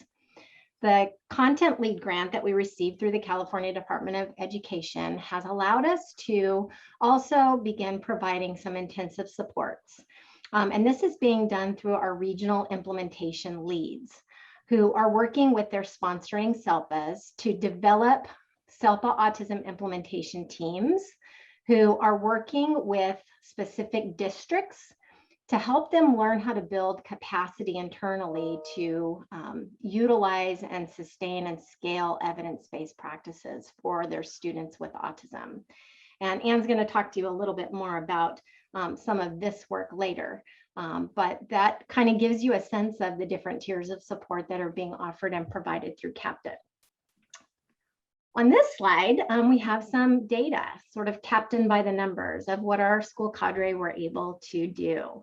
And the universal support, we're looking at website sessions, social media data impressions, and the number of Affirm module users from California. And you can see that we have a really vast dissemination going on of those universal resources and supports. In fact, California has more users of the Affirm modules than any other state. And I think all states combined we're beating. So good work, everyone, not just our school cadre, but everyone in disseminating those resources and getting those resources out there. At the targeted support level, we asked you all to tell us last year how many people you trained, how many districts you were able to interact with, and how many of our own cadre were trained as trainers and coaches. So people trained by cadre, even during the midst of COVID and distance learning, you guys successfully trained over 16,000 educators and provided some level of service to 451 of our school districts. And we had 326 cadre last year representing the schools who were out there doing this amazing work. And then at the intensive support level, like I said, we've been able to recruit and begin training 17 regional implementation leads and 17 SELPA autism implementation teams who are really building their capacity to support the districts within their catchment areas. So we look at the levels of professional development. We have information sessions that raise awareness. We have workshop trainings that are really designed to increase knowledge. And we have practitioner coaching that's really to develop skills and use of these practices in the classroom. Next slide. So how many people did our cadre train? So we're looking at the workshop and the information and workshop level. Down at the bottom, it gives you the totals. And I think one of the impressive things that I want to point out this last year is we were able to train over 3,000 special education teachers, over 800, almost 900 general education teachers. But look at the number of para-educators that you guys were able to support and train in these evidence-based practices. Almost 8,000 para-educators had some training from our Captain cadre this last year. And the other one that is incredibly impressive are the number of parents and caregivers 2,139 parents benefited from a training that Captain Cadre did this last year that probably helped them to be able to navigate and figure out how to do the distance learning with their child, how to keep them engaged, how to address behavior challenges that were going on. And so great job to all of you and the efforts. Really 16,245 people in the state received some training from the Cadre this last year. So impressive. We also are interested and always ask about how you're conducting the training, and the use of high quality training practices is really essential for having the best outcomes of your training. One of those components is testing for content knowledge. Since the goal of training is to improve knowledge, we want to know, did people gain knowledge from participating in a training? The way that we do that is to do a pre-test and a post-test, encapsulating the goals and outcomes from your training. And 42.9% of you indicated that this was a practice that you were always using. So that's fantastic. Role playing and using practice as part of your training is another really essential part of adult learning that we know increases knowledge and readiness for use. And 36% of you said that you were always using this as a practice when you're doing training. Showing videos and or conducting live demonstrations, a really common practice. 66% of you said this is something that you always do in your training. And then embedding opportunities for discussion and planning, also a really high use, high quality training practice, with almost 66% of you saying that you always do these things. Our goal for Captain is to reach that 80% fidelity of practice mark. And so testing for content knowledge and including role play and practice within training are a couple of areas that we want you guys to think about as you're conducting your trainings this next year. Ways of being able to embed those. If there's resources that you find that you're needing that aren't available to you through the Captain website or through your regional implementation lead and resources that they can share, please let us know, because our job as leaders is to help support you and develop the things that you need to be able to use these practices. And then when it comes to coaching, there are two key things that we're looking for that we know really substantially impact and influence the effectiveness of coaching. The first one is collecting and evaluating student or client data. 46% of you said that this is something that you always do. And then the use of those implementation checklists, where you're looking for the fidelity of use of the evidence-based practice. And about 37% of you said that this is a practice that you always engage in. So again, we've got some room for growth here to be able to reach that 80% fidelity of use mark for highly effective coaching practices. But we'll report back to you as the years progress, how we're growing and how we're developing. And again, if there are things that would help you or that would be supportive to you in improving the use of these embedded within your coaching practices, we want to know so we can support you in doing this. We recognize that there are always barriers, and this year is certainly no exception. The barriers, even in spite of COVID, continue to be pretty much the same barriers that we encounter even when COVID isn't in existence. And those really have to do with time, release time for teachers, time allocated for you guys to be able to conduct training and coaching. This year, a lack of staff buy-in, that burnout scenario that we talked about all morning, seems to be impacting a lot. But for the most part, time seems to be the biggest variable. So we know that some of that is, just part of the context that's going on right now. But also having those conversations with your leadership when you go back and asking them to help you figure out how to carve out the time to be able to do the things that, that you're dedicated to doing through Captain can be helpful. And Anne's going to talk to you now about our implementation awards, which were an amazing highlight this year. Yes, and we've been issuing these for a very long time, because the research tells us that when we acknowledge and recognize individuals for the effort that they've put into implementing our evidence-based practices for autism with Fidelity, that it's going to be sustained and shared and also scaled and spread throughout. And so here is the fancy achievement of implementation Fidelity. I've actually seen these framed and hanging in offices. The award really is a process whereby you would go on the Captain website as a Captain Cadre individual. You're going to nominate someone, and we're going to kind of you're going to let us know, and that we're going to issue a Captain Achievement Award back to the cadre, and we're going to announce it on our social media platforms, the Facebook page, and also on our Instagram, and also here at the summit, because it's a big deal. And we mention it here in our year in review and hot topics. We know that there's criteria. Remember, one of our big sayings for Captain is data is delicious.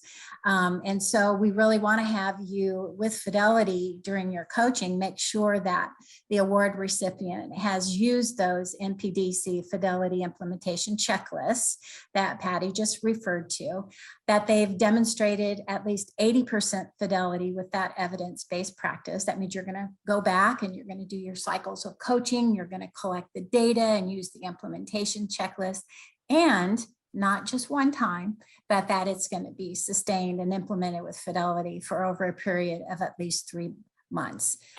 So the PDF fillable document, the brand new one with our new logo, is on the Captain website. You just go to the Captain Cadre Tools and Resources, and you can fill it in and you'll send it off. So here is our first implementation award. Thank you so much to our Captain Cadre, Tammy Goen. She worked with Emily Butler, special education teacher at Cordova Lane Center. She met Fidelity for the EBPs, AAC, and PECs, and that's out of our Folsom Cordova Unified School District, SELPA. So go ahead and send some cheers and congratulations in the chat. And thank you, Tammy. We know last year was a challenging year and you just did it anyway. So thank you. Tammy's been with us with Captain from the very beginning when we did the MPDC. So she's an OG. Our next implementation award coach is Cassandra Guerrero. And man, look what she was busy doing. She worked with Brianna Brooks, who's an education specialist on visual support, social narratives, and video modeling. And Mitchell Houston, a paraeducator on visual supports, which was scripting. And then a lot of visual supports for a lot of paraeducators. I mean, you were busy, Cassandra. Elizabeth Munoz, Amber Botello, Gloria McConnell, and Anthony Munoz. And Rosa Navarrete Belcher, paraeducator, also doing visual supports. And Albert Arahu, who's a paraeducator who did visual supports, social narratives, video modeling, and Melissa Congdon, who did social narratives. And then finally, we've got the rest of the team, the speech language pathologist, Natalia Silva Sepulveda, who did visual supports and social narratives for scripting. So Cassandra, thank you for stepping up and doing that coaching. I know you did a lot of virtual coaching and e-coaching and then on-site coaching as well. So thank you, doing all that work at San Benito High School District, which is part of San Benito County SELPA. So thank you, thank you. We're going to move forward now with Melina, who is going to talk to us about grant updates. Thanks, Anne. Yeah, so I'll be sharing some updates about 3 grants that we've been working on over the past year. One of those grants is funded by the Department of Developmental Services through their Service Access and Equity Program. And these are awarded to regional centers and community-based organizations to help implement strategies that reduce disparities and increase equity. And so we were awarded this grant to help translate some of our Captain resources into 4 languages, including Spanish, Tagalog, Vietnamese, and Arabic. Next slide, Anne. And so our project aims were first to identify the needs of the families in these target language groups. And we did that by conducting focus groups.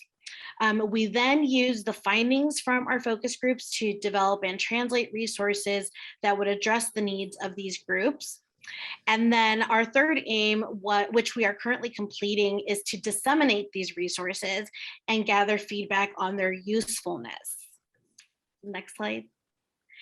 And so one of the main findings that came from our focus groups was that parents really needed resources that oriented them to the different service systems. And parents also reported wanting online resources as they're more accessible, including videos. And so originally we had thought of translating resources on evidence-based practices, but once we considered the information that we collected through these focus groups, we pivoted and partnered with researchers at the Mind Institute who developed this amazing series of resources on navigating the different service systems. Next slide, Anne. And so, as I mentioned, this is a series of videos about navigating different service systems, including early intervention services, school-based services, and regional center and behavioral and developmental services. And so through this grant, Captain was able to help translate and record this series into Spanish, Vietnamese, Tagalog, and Arabic. And the Spanish video series is complete and already posted on the Captain website. And we're working on recording the videos in the other 3 languages. And we'll also have some other resources, including an overview of autism that's specifically for parents that will also be available in the different resources. And I believe this is under the family support section on the Captain website. Next slide, Anne. Great. And so now pivoting to another grant that is funded through the Organization for Autism Research, and that is our CARE project, or the Captain Adult Resources and Evaluation Project. Thank you, Patty, for that name. And the purpose of this grant is to adapt EBP training resources and the NPDC PD model to help support the specific needs of adults with autism and the direct care staff that support them in community care facilities. Next slide. And so our first aim was to evaluate client, staff, and agency needs to help inform the adaptation. And so we did this through an online survey that was sent to staff, administrators, and family members, as well as through focus groups with administrators. Our second aim was to use the information collected from the survey and our focus groups to help adapt the training resources and the PD model. And then our third aim is to implement these resources and PD model in 3 community care facilities and evaluate outcomes at the client, staff, and agency level. And we are just about to start this phase of the project. Next slide, Anne. So one of the resources that we adapted through this grant and in partnership with the Allied Health Work Group is a visual support skills package. And this is a really cool interactive online module adapted specifically for adult service settings. And it's embedded with pre and post tests, activities, and comprehension checks. And it's free and accessible via a platform called PlayPosit. And we'll be making this available for all regional center cadre to use. And we are currently developing a similar module for prompting. Next slide, Anne. All right, and now pivoting to our IES grant. As you may recall, we disseminated a statewide survey to educational providers towards the end of 2019. And we ended up with a total of 2,619 respondents, with a little over 1,500 of those being direct service providers. And of those 1,500 direct service providers, 326 were trained by someone in Captain, and roughly 1,200 were not Captain trained. And so what we were able to do is conduct some comparisons on outcomes between those providers that were trained by Captain and those that were not trained by Captain. And we found some really great results. we found that Captain trained direct service providers reported higher levels of fidelity and student data collection, higher use of EBP with most or all of their students, and a higher levels of use of all components of EBP, higher feelings of competency implementing EBP, and higher levels or higher feelings of being knowledgeable to explain EBP. So give yourself a round of applause. Those are amazing, amazing results. And that's all we have for our grant updates. Thank you, Melina. I'll take it from here to talk a little bit about our Captain SELPA Content Lead Grant. As you all know, in 2018, the California legislature came up with a lot of money that they wanted to develop some entities to improve outcomes for students with disabilities. We applied for that in December of 2018, and in January 2019, we were awarded a 5-year grant to fund the work of Captain. And as you know, we've really never received any monies before. We've just been grassroots and we've all had other jobs, but with this grant, we're really able to really put into place some systems that will sustain our work even long after the grant ends in 2023. But we are now a SELPA Content Lead Grant. We are part of California's statewide system of support, and our area of focus is really to improve leadership so that this work can be sustained, and the work of doing our mission and vision for Captain to make sure these EBPs are implemented with fidelity happen. We have now used the monies to really put into place one SELPA director in each of our 17 Captain regions with a partner of a regional implementation lead. And this was our first year that all 17 regions now have a funded position.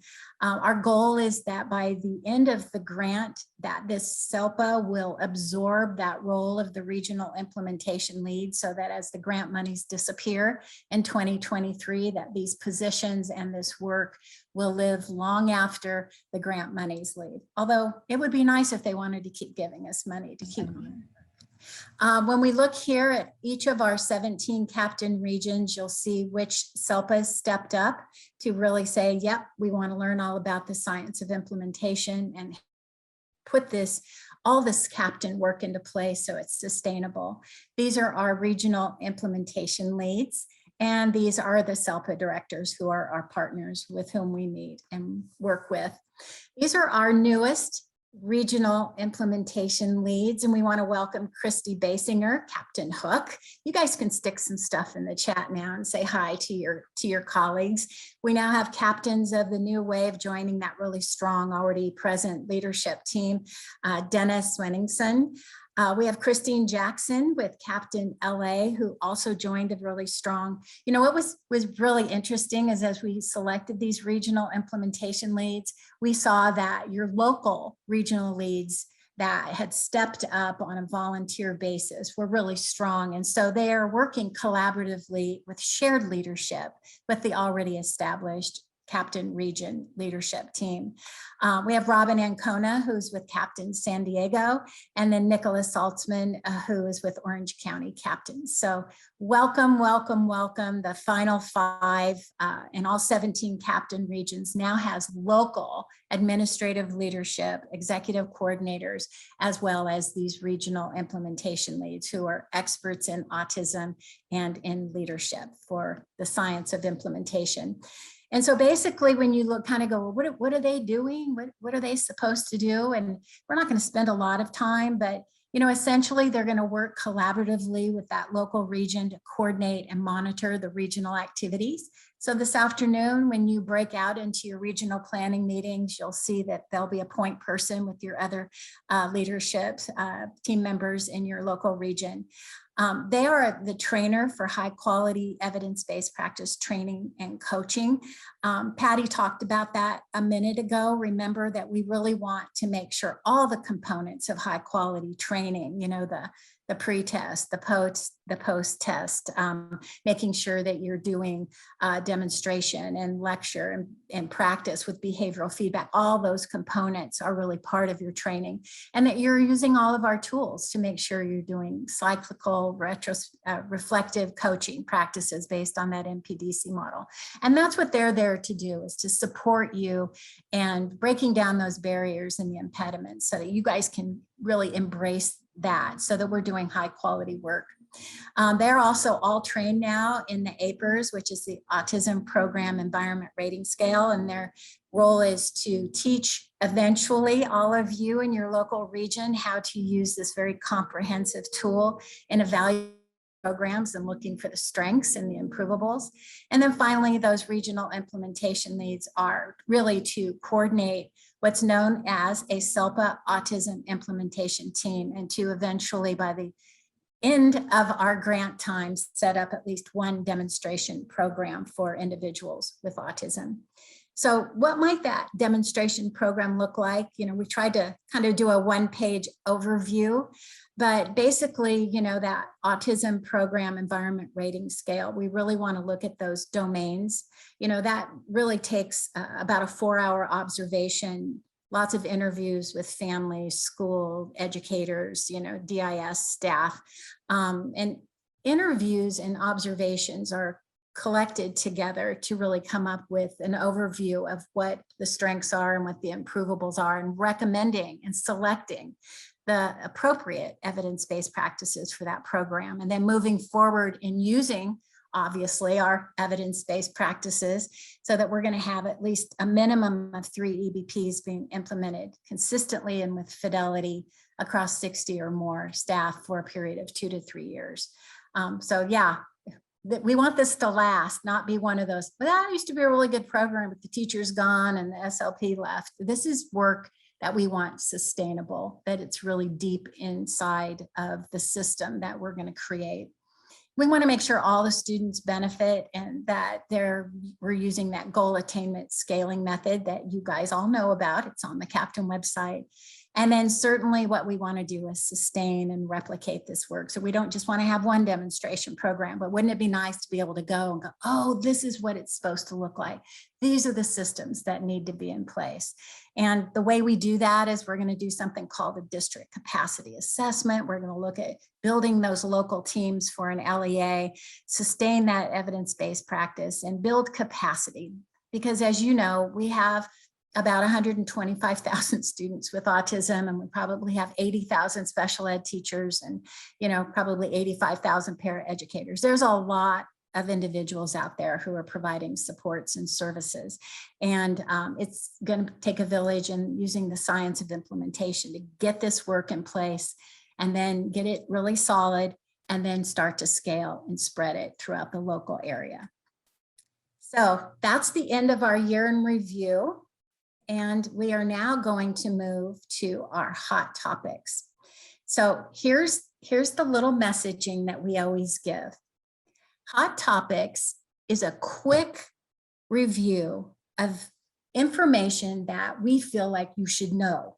Like, you should know about this, and did you hear about this? And guess what? So it's a very quick hot topics. It's not in depth.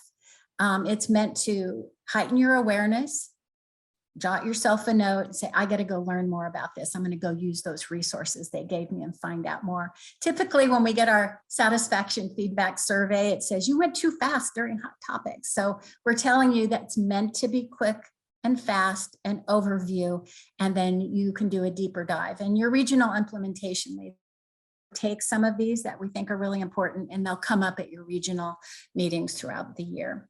So hang on, here we go. Dr. Laura Hall, who is on our executive leadership team. She's part of our SELPA content lead executive team members. She is professor and chair of special education for San Diego State University. And she is really overseeing, along with Dr. Jessica Sir Heinrich, our higher ed Job Alike group, which is brand new. And let's hear all from Laura about, you know, what we're doing in this arena. Go ahead, Laura, take it away. Thank you, Anne. These are some things that are affecting personnel preparation in some specific disciplines. With the higher ed group expanding the disciplines, this may be more broad next year, but there are a number of things happening that we're excited to share.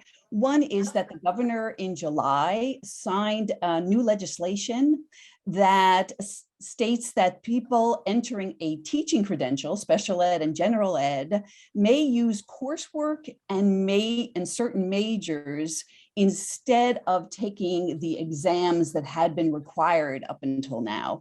And this is a really important legislation, because we know that certain very skilled potential educators, particularly our bilingual educators or potential educators, find that these tests are stumbling blocks into getting into programs, and now they will be less so if they meet the alternative requirements. So the CBEST, which is the basic skills test, you could take, have certain classes in writing, math, and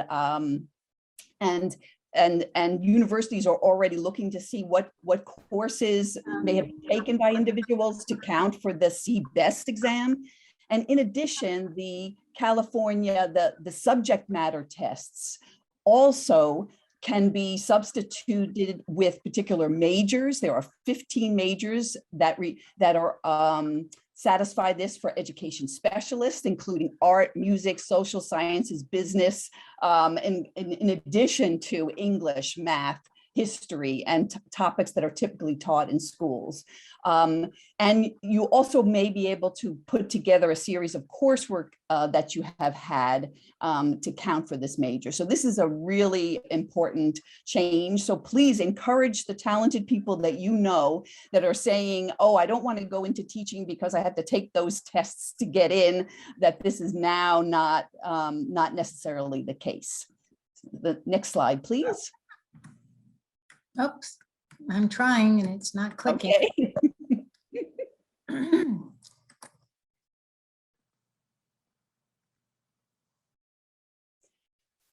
In fall 2022, for education specialists, there are new credentials being offered throughout the state of California. So we now have mild, moderate support needs, extensive support needs, and early childhood special education, as well as credentials for deaf and hard of hearing and visual impairment. And these new programs are beginning officially in fall of 22 or next year. The early childhood special education is going to extend through kindergarten, so birth through kindergarten, that's one of the changes. In addition, education specialists will be required to take a teaching performance assessment that had been required by general educators. And there's been the Cal TPA is being developed and piloted this year, and that will begin in spring of 2023. So we wanted people to be aware of these new credentials that are coming out, as well as the new assessment that candidates will be taking. Next slide, please. And I also wanted people to be aware that the Behavior Analysis Certification Board requirements to sit for the exam has been updated. And as of January of 22, people will be taking an exam based on a 5th edition task list, which means that there are now programs that are offering the course sequences have 315 hours of content, some more applied, the requirement to apply more of the activities and demonstrate competence in those, as well as the new edition has 30 hours of supervision. So there's more information about how to be an effective supervisor as part of this sequence. And in addition, the field experiences hours, or the required number, are going to increase as well. And so that's the latest for getting your BCBA. And those are coming from me from higher ed. Thank you so much, Laura. And now we have Dr. Yvette Baptiste, who is also on our executive leadership team, which is part of our SELPA content lead for autism. She is the chair of the Family Resource Centers Network of California and the executive director of the Eastern Los Angeles Family Resource Center. Take it away, Yvette. And are you on mute?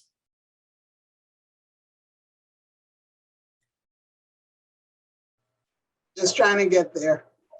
That's okay. I'll wait forever for you.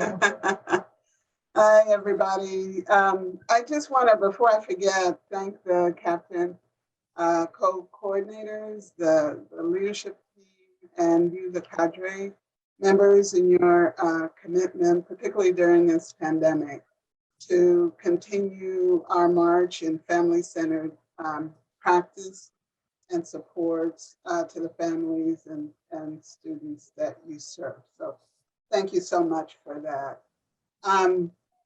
Well, we've been really fortunate here in California.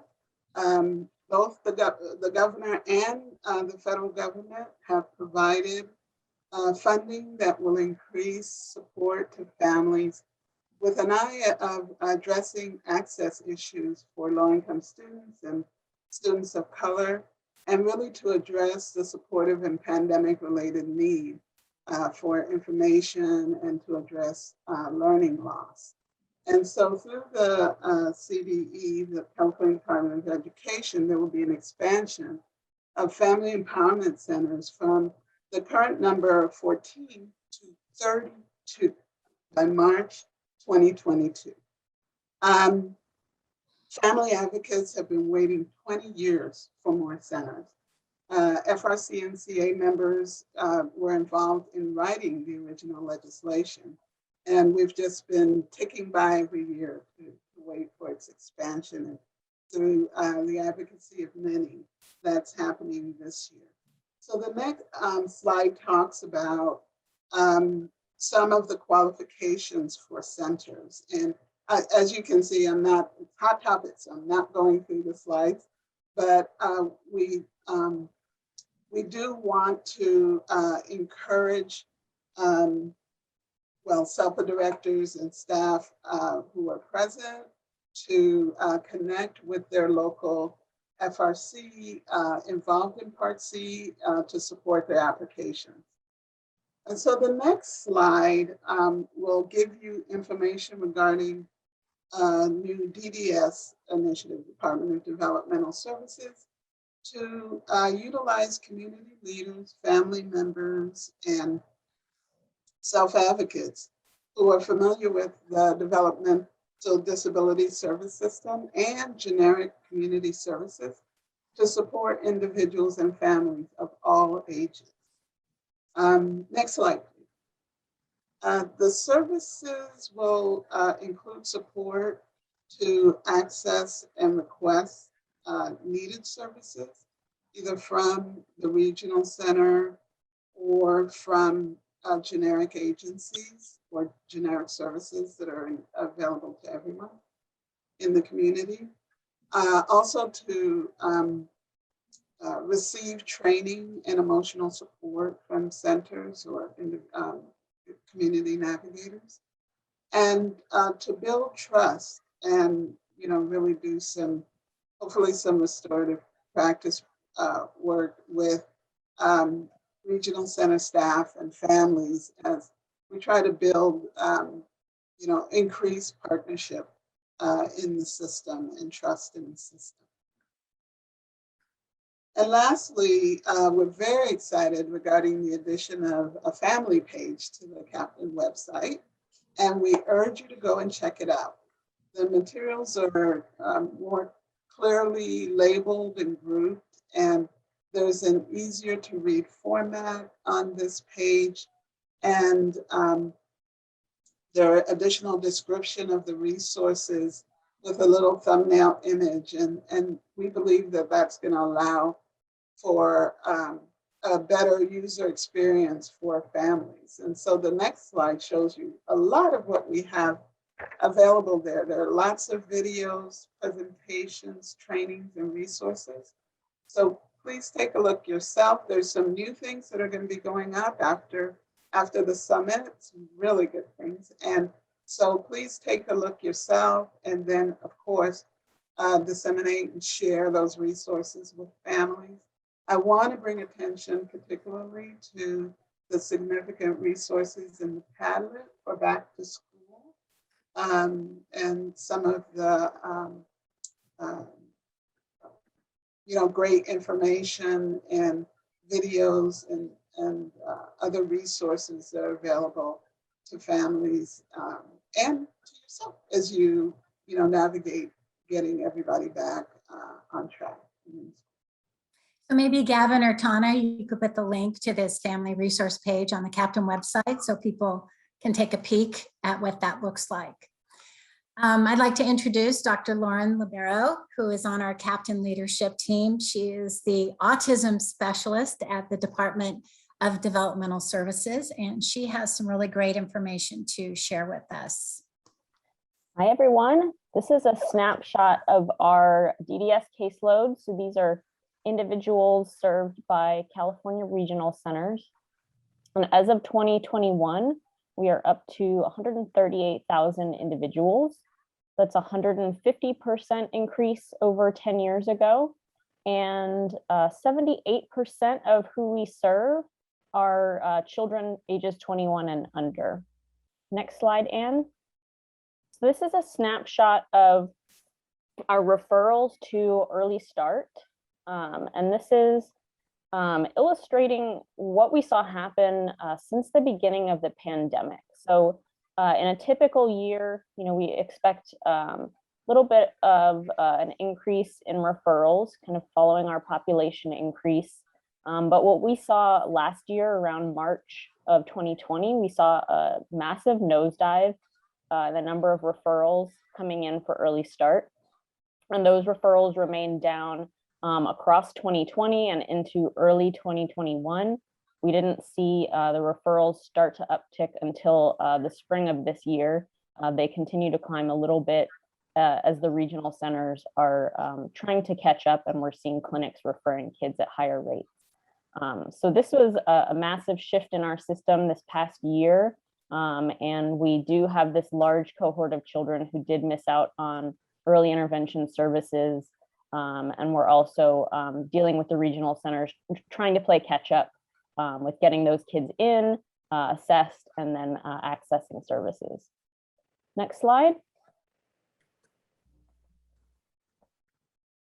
Okay, so this year with our governor's budget, we saw a number of really exciting new initiatives funded. One of the biggest ones is our provisional eligibility for 3- and 4-year-olds. And this is for children who previously may not have been made eligible for Lanterman services. So for example, a child who may be on the fence for an autism diagnosis, or perhaps they had an autism diagnosis, but it wasn't clear whether they were meeting the functional limitations required for regional center services. So we now have a new diagnostic category for children ages 3 and 4 who may not meet full criteria, but do have a developmental delay and at least 2 functional impairments. Those children can be made eligible under provisional eligibility, and they can receive the same services that they would under the Lanterman Act. So that's a big change that's pretty exciting. We're also funding implicit bias training for regional center staff and contractors. And this is prioritizing those who are involved in those eligibility determinations. Yvette talked about Community Navigator program. We're also funding enhanced service coordination for children and adults who previously had no purchase of service or low purchase of service. We saw this particularly in some ethnic and racial groups. So this is intended to make sure that individuals who are eligible for services are actually receiving the services that they need. We're also going to be doing training and certification for our direct service professionals, and we'll be incentivizing individuals who are bilingual or multilingual through a pay differential. And then we're also going to be doing some targeted engagement to our Native American communities across the state who have historically had pretty low rates of children entering the regional center system. So we're going to try to engage with those communities and see if we can get more service access for those groups. And then I also didn't include it on the slide, but I did want to mention we're also investing in services for individuals who are deaf, but also intellectually or developmentally disabled. So we're going to be seeing some exciting new initiatives around that too. All right, self-determination program as of July 1st of this year is now open to all regional center clients who are eligible for Lanterman services. So this is a program that anyone can enroll in, and I have the link here for those who want more information. Moving on, and Senate Bill 639. This bill was signed into law just recently in September. And this bill is related to the 14C certificate program. So this is a federal program that allows employers to pay individuals with disability less than minimum wage. California is going to be phasing this program out. So by the end of 2024, we'll no longer have this program, and employers will not be able to pay individuals with disabilities less than minimum wage. Next slide, Anne. Okay, so I just wanted to highlight quickly Drexel at their Autism Institute. They've published 2 recent reports on autism. These are national data reports, but they're incredibly comprehensive. And I do suggest that you go to the link below and download them and read through them. But I did want to give you some of the highlights from these. So this report that came out in May was focused on family perspectives on service supports for adults with autism. And they're really highlighting how very few individuals with autism are attending post-secondary school or obtaining paid daily activities. And they're finding particular inequities, especially for Hispanic adults related to paid activities. And on the next slide, we also saw from this report, families are reporting the need for help planning for the future of their adults with autism, pretty much across all topics. So families are really feeling unprepared to navigate adulthood. And then the next slide is looking at the second report that came out in August. This report is focused on mental health issues for individuals with autism. This is probably of no surprise to any of you, but they found very high rates of mental health conditions for individuals with autism. They also highlighted higher rates of ACEs, or our adverse childhood experiences, for children with autism compared to other children. And these include things like having poor access to food or shelter, parents separating, or experiencing other kinds of trauma. They also noted 42% of college students with autism feel overwhelmed, and half of them have a mental health diagnosis or ADHD. And then about 50% of our families of an individual with autism reported that they had difficulty accessing mental health care. And that lack of access is leading to reduced participation in community activities. So not only is it affecting their mental health, but it's bleeding into other areas of living as well. Thank you, Lauren. I'm going to go over the school's hot topics, which hopefully will be relevant to everyone. As I mentioned, we have 125,308 students identified as eligible for special education under autism. And we kind of went, whoops, the numbers went down. But after kind of really scratching our head and thinking about it and hearing from all of you about your eligibility assessments and how behind everyone is, we're just kind of going to assume, although we don't really know, that that number went down simply because the assessments to determine eligibility are a little bit behind. And I think our numbers will be a little bit more accurate next year and perhaps the year after. That's still a heck of a lot of students with autism. We always like to pay attention to whether or not they are English language learners. And so out of that 125, we see that 23,388 are English language learners who are limited English proficient.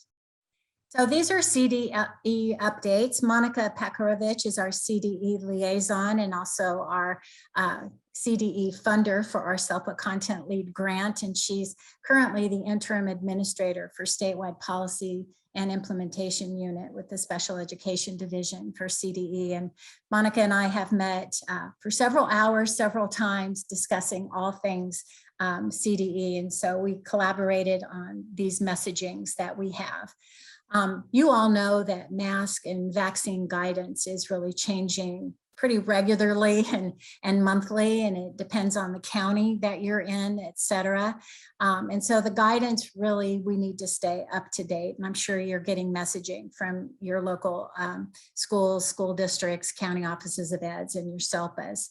The message here that we want to promote for all of you, and we know you're doing this because you're our autism experts in California, is that if mask wearing is, mandated and it's becoming a conversation of he can't keep his mask on, he needs to be out of here, that we certainly champion and put ourselves at the table. And I'll never forget the year Carla Estrada told us, if there's not a chair at the table, go get one and put it up. But that we're going to advocate for, wait, we have evidence-based practices.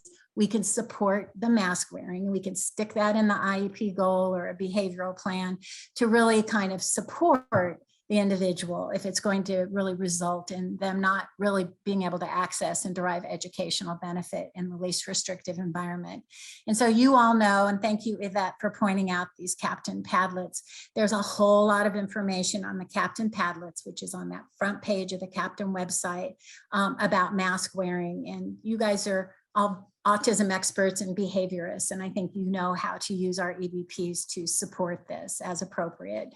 And then there's also Monica provided CDE website, Special Education Mask Guidance. It was updated on February 11th, and so you can go to there to really kind of keep up to date on, what's CDE telling us about that, in addition to your local Department of Health and the California Department of Health and all of those other entities. It's not for the faint of heart to put all of that together.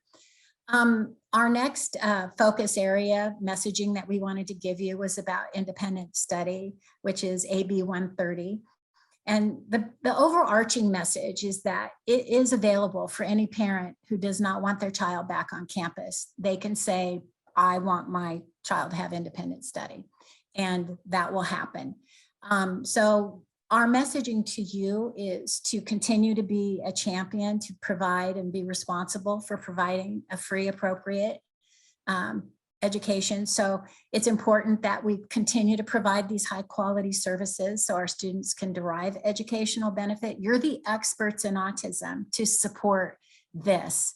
And we know you guys are stretched then, I saw your annotations and your chats, when Julia was doing her keynote, we get that. However, that's your role, is to be an advocate for our autistic students. We try to give you the resources that will help you. There are frequently asked questions on the CDE website about independent study, so you can go there. Monica provided us that. Certainly on our Captain Padlet, how to support distance learning. We can go and send you to the Captain recorded workshop that we did last December on e-coaching. It's going to give you lots of information about that. And that's also on the Padlet too. You can go in there and watch that hour-and-a-half presentation and look at those recommendations on how to really provide high quality telehealth. And then Monica and I were talking, the focus really, as you have been doing, and I saw that Jessica pointed that out in the cadre survey, that collaborating with parents, that is what you're doing. You provided so many trainings with them, and I know you've been collaborating, but the message is keep it up.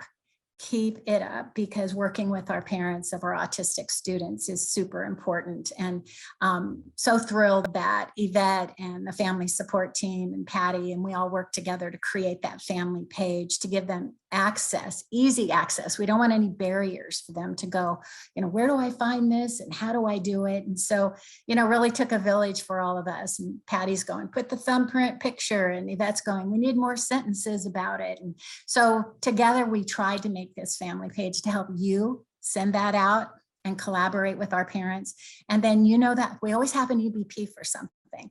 And so really the parent implemented intervention EBP will give you lots of guidance. You'll see the spring ECHO pilot that we did, and we did a whole section on collaborating with parents, and that's on the Captain website and the YouTube channel.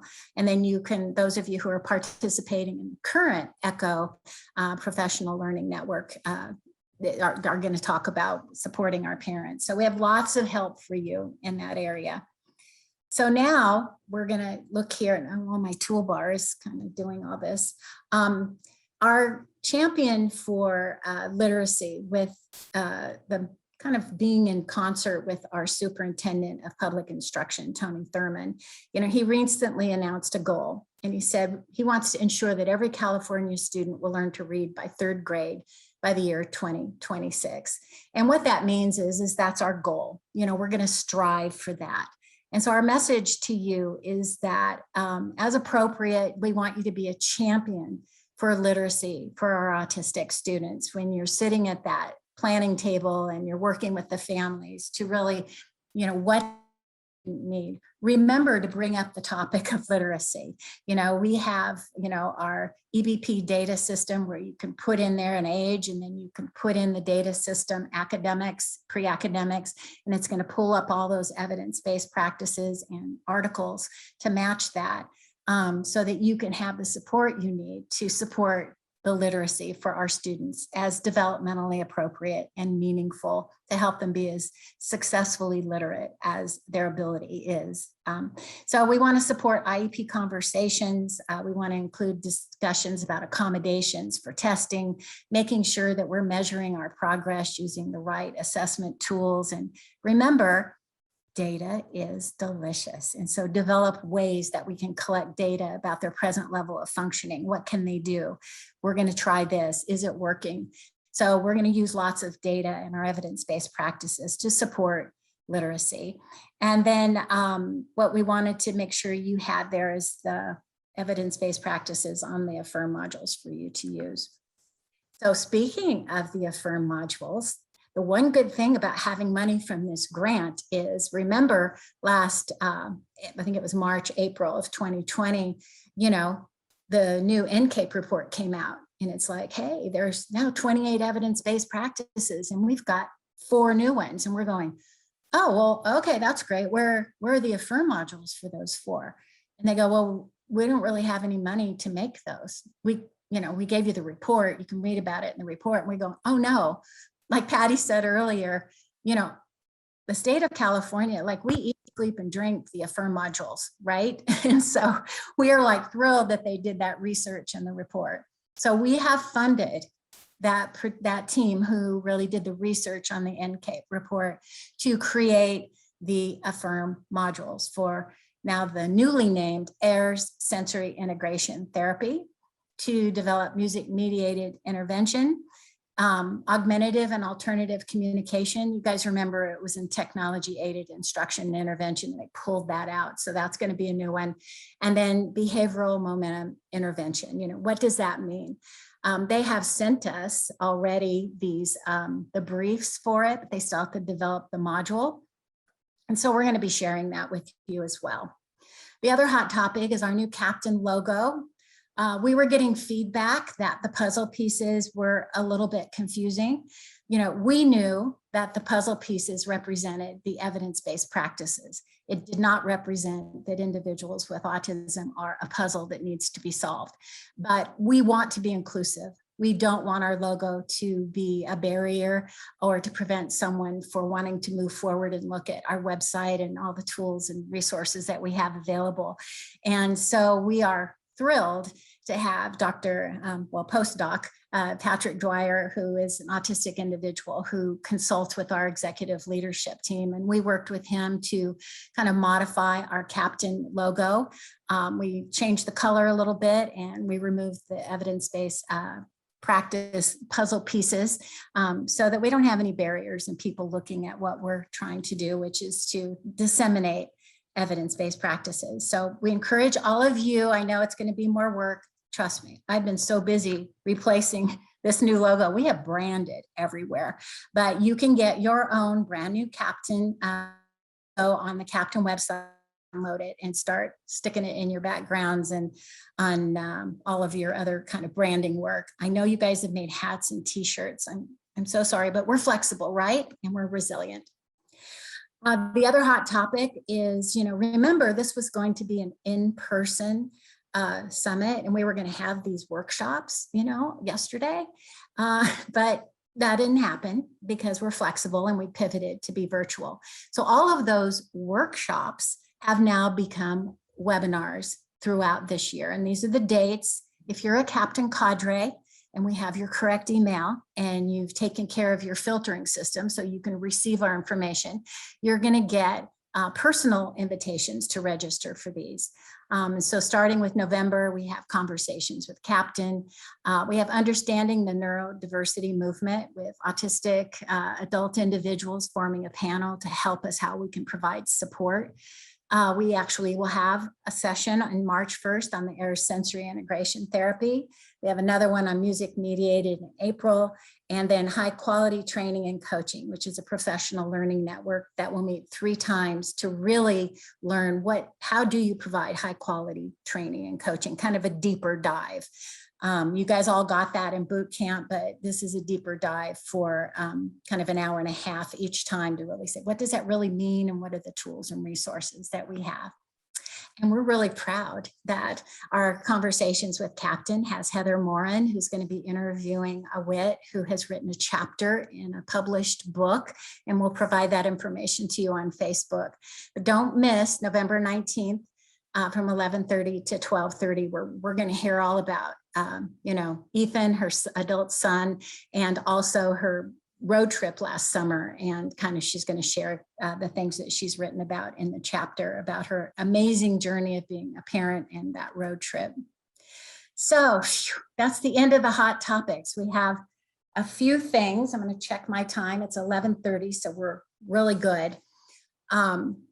We want you to save the date. We're going to get to Riverside eventually, you guys. I know we were going to go last year. I know we were going to go this year, but mark your calendar. We've already paid for it, actually. So November 2nd and 3rd in person, save the date. We're excited that, we're going to do that. And guess what we also did? Because why not plan for 2023 in Northern California? And so this is a little bit different date. It's the only one we could get. Can you believe it? Everybody's out there planning all of these in-person conferences. So it's okay. We're going to do October 10th to 11th. We're going to go back to the Sheraton Grand Hotel because we're a grand group. And so we're going to have fun. We're going to have that reception downstairs and we're going to do lots of really fun things. So we're excited that we have the next 2 years planned for, fingers crossed, in person. So Heather, would you like to take away and do our lucky raffle winners? I sure would. Go for it. All right, our first one, you guys, is $50 to Amazon. That's some good stuff. The first winner is Shannon McKinney. Shannon, that gift card's going to be coming to you from Patty herself, so you can look out for that in your email. Kimberly Smalley, I see your question. I will answer that in just a moment. The next gift is the $100 gift card to Amazon. Ashley, if you're lucky today, you can get some new shoes or something. And then we have Motivity coming up next, and I will share more about this, but it's super exciting. It is a system. Marissa, you get one of these Motivity software packages. It's a software system for data collection. And I'm going to wait for the next winner and then I'll talk more about it.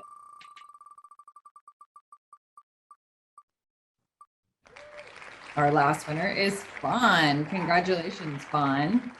So Motivity is a way to collect data utilizing technology. And the winners of this, there's 2 different winners of the Motivity that each come with 5 licenses. So basically at your work location, wherever that is, you can customize how you want this data collection system to be set up.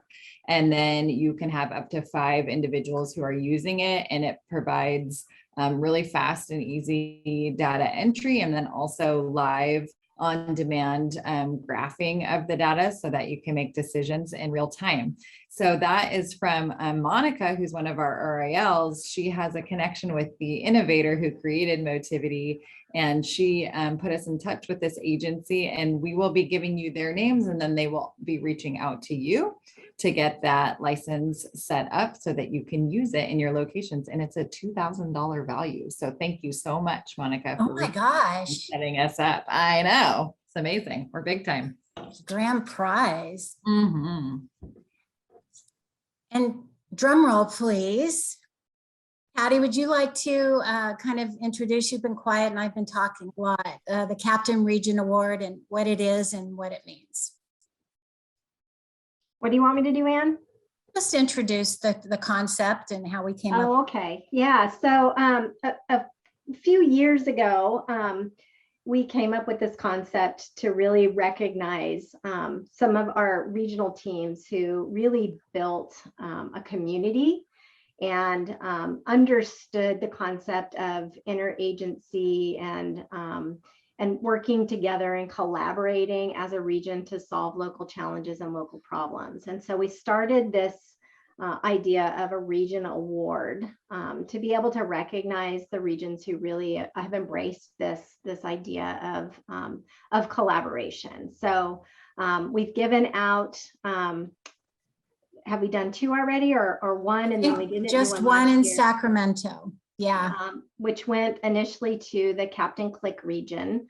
They were the winners of our first regional award.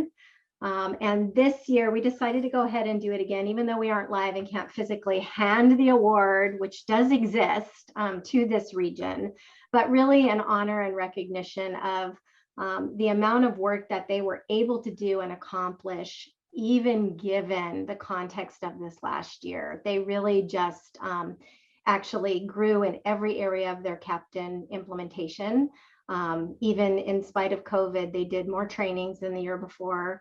They did, met their coaching requirements. They did their regional requirements, and really we feel showed great perseverance and collaboration and support of one another this last year. So the winner of this year's regional award is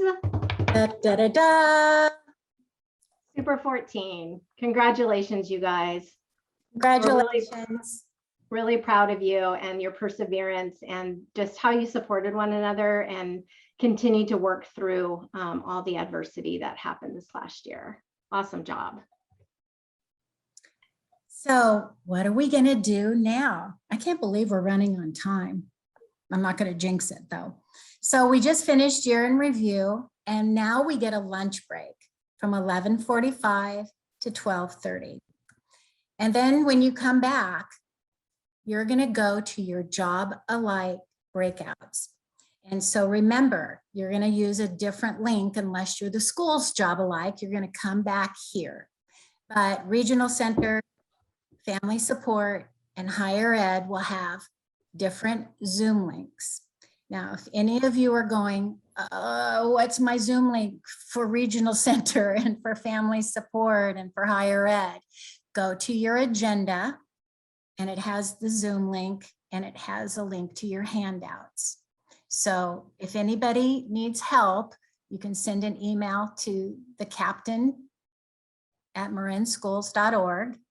You can go to the website, and you can go to the bottom right and click on that little widget and say, hey, what's my Zoom link for 12:30 to 2 for Family Support?